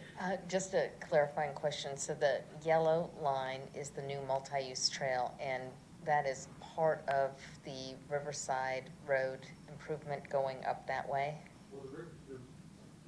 The Riverside Road is at this intersection, and it goes west towards Highway 9, and it goes over this way towards 400. This would be part of this project. If a multi-use trail installed here would be part of this concept. It would attach to the Riverside Road, yes. Connect, yes, but it's under this scope. Thank you. Thank you, and we will be making contact with the Swift School tomorrow. Randy, yeah, please, you want to just kind of let everybody know that Yes. you guys are all on top of this, and that the Swift School, there will be communication tomorrow. Yes, Mr. Davidson has a direct contact with an appropriate official at the Swift School, so we'll be making contact tomorrow. Yes, Councilmember Beeson. To agree with Councilmember Palermo, I would also support, and I think most other council members here, not to speak on behalf of anyone, I would be supportive of circling back in a way that provides detailed drawings, or circle back with residents in the area with a neighborhood meeting, because I think where that conversation left off previously, a lot has evolved since then. And I think it essentially closes that loop to make sure everybody's on the same page. Thank you. All right. Any further comments or questions? Was this a vote or was this just guidance of discussion? I believe this was This was guidance, but I think. Perfect. So All right. we This just is a wanted to quick one know, then. we just wanted to know what items to include or change in the plans before it goes to the public. And that's where I said slide 23, 28, 29, 30, and 31, but giving staff some time to really update and make sure it's really clear, detailed, as Councilmember Beeson mentioned, and really public-facing. Mike, I've got a question for you. Do you really want to change the slides? Because don't you want to have the public weigh in on what the what the RDOT suggestions were and what the RTAC suggestions were, and have them be able to evaluate both? Yes, so I want you to, on those slides, I do want you to include the RTAC recommendations. I'm just wondering if the staff comments could be a little more clear when presented to the public. But I agree, it absolutely should be the TAC comments and the staff comments on those slides. So for clarities, you want to see the Roswell Department of Transportation's recommendations, and then you want to see the RTAC recommendations. And then where there's agreement, there'll be agreement. Where there's disagreement, there'll be disagreement. So, but the public can weigh in on that and see the RDOT suggestions, see the RTAC suggestions, and see the agreements and see the disagreements. They can weigh in on that and weigh in if they want to weigh in separately. Yes, on those slides, I think that staff does it just the way you described it. And then, but another example of the opportunity for staff to edit some of their comments, again, making sure that cost is a factor and explained, not exact numbers or anything like that, but just anything that they feel will be helpful for the public to see when make these decisions, because there's obviously limited budget. So hypothetically, if this mayor and council would be saying, we want to do every single possible thing on here, we'd have to either do a bond or wait until the next T-Splost and hoping to get more things there. We, however, the number one biggest dollar item that we have from the last T-Splost is this corridor right here. So let's make sure we're using that money responsibly. I think that's a great point. So, for example, every measure, there needs to be a cost. So roundabout, mini roundabout, stop sign, traffic lights. Because- Every measure needs to be a cost, so people can be informed about at least what they cost. And I'd say not a dollar amount, but something just indicating. So for example, when there's a choice or discussion of roundabout or no roundabout, they're mentioning the roundabout is the more costly way, and just something along those lines. Councilmember Vanstrom, I believe, was trying to get in. Oh, well, thank you. I just want to, and I had to leave the room for a minute, so I'm not sure if this was covered, but just to reiterate, if we're going over what we really would like to have focus on is the median question, the 10.5 lane, the fire. Let's get together with the fire department and figure out exactly what we have at our armamentarium for traffic calming, because I think that's a vital piece of this, is can we do that? And then you get into the pricing. I would add medians to the pricing that you're asking for. I'm really glad you brought that up, and it's something I keep learning, funny, the hard way from this, Peter, is need clarity, not just from the state fire marshal, but from state law itself. And as ironic as what I'm about to say is going to sound, there are some times that they don't align. I know that sounds crazy. And so we need clarity on that. What's state fire marshal's policy, and what's the state law? And are they exactly aligned, or are there some distinctions in there? Because I keep getting these lessons that there's usually a distinction that makes the interpretation all the more difficult. That's a fair point. And then, let me You got to follow up. Councilmember Vanstrom. I know if I give it up, I ain't. And then, did we discuss just changing the name simply? You mentioned that, but it's traffic calming, not improvement project. I think making that a specific title for this project would be very valuable for setting the tone of what we're trying to accomplish. Okay. Councilmember Hall. Mine is easy. I was just going to suggest dollar signs, $4 signs if it's a very expensive project, $1 sign if it's a cheap project, just like, Menu on options. the restaurants. Just like restaurants. Just like restaurants. Smart. All right. Yeah. Councilmember Palermo. I like that idea. I also like, as Councilman Vanstrom and the mayor had mentioned, renaming it, so making it very clear to the public, here's what we're asking for your input on.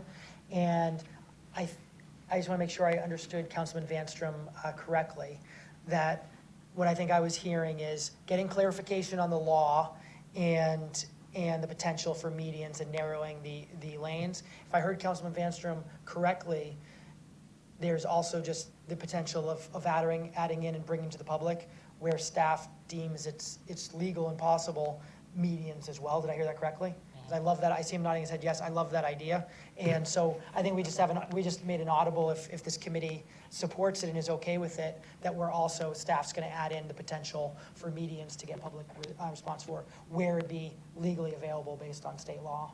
Right. Yes. Yeah, That's a great audible. And, sorry, just to be redundant, it's not just state law, it's also the state fire marshal. And we're assuming that there's a direct alignment, and I keep finding out in my experiences that they're not, it's funny how there'll be, you get two different pieces and you have to read between the lines. Okay. No pun intended. Point, all right. So I think we have substantial, yes, Mr. I just had Potts, one was gonna ask- clarifying question for Councilmember Palermo. Was this one of the slides you mentioned? I just want to make sure I had the numbers right. I don't know if I had 34. No. So it was 23, 28, 29, 30, those are, and 33. 31. 31 is your homework, not for the public presentation. Okay. 31 is your homework with tomorrow ASAP. Understood.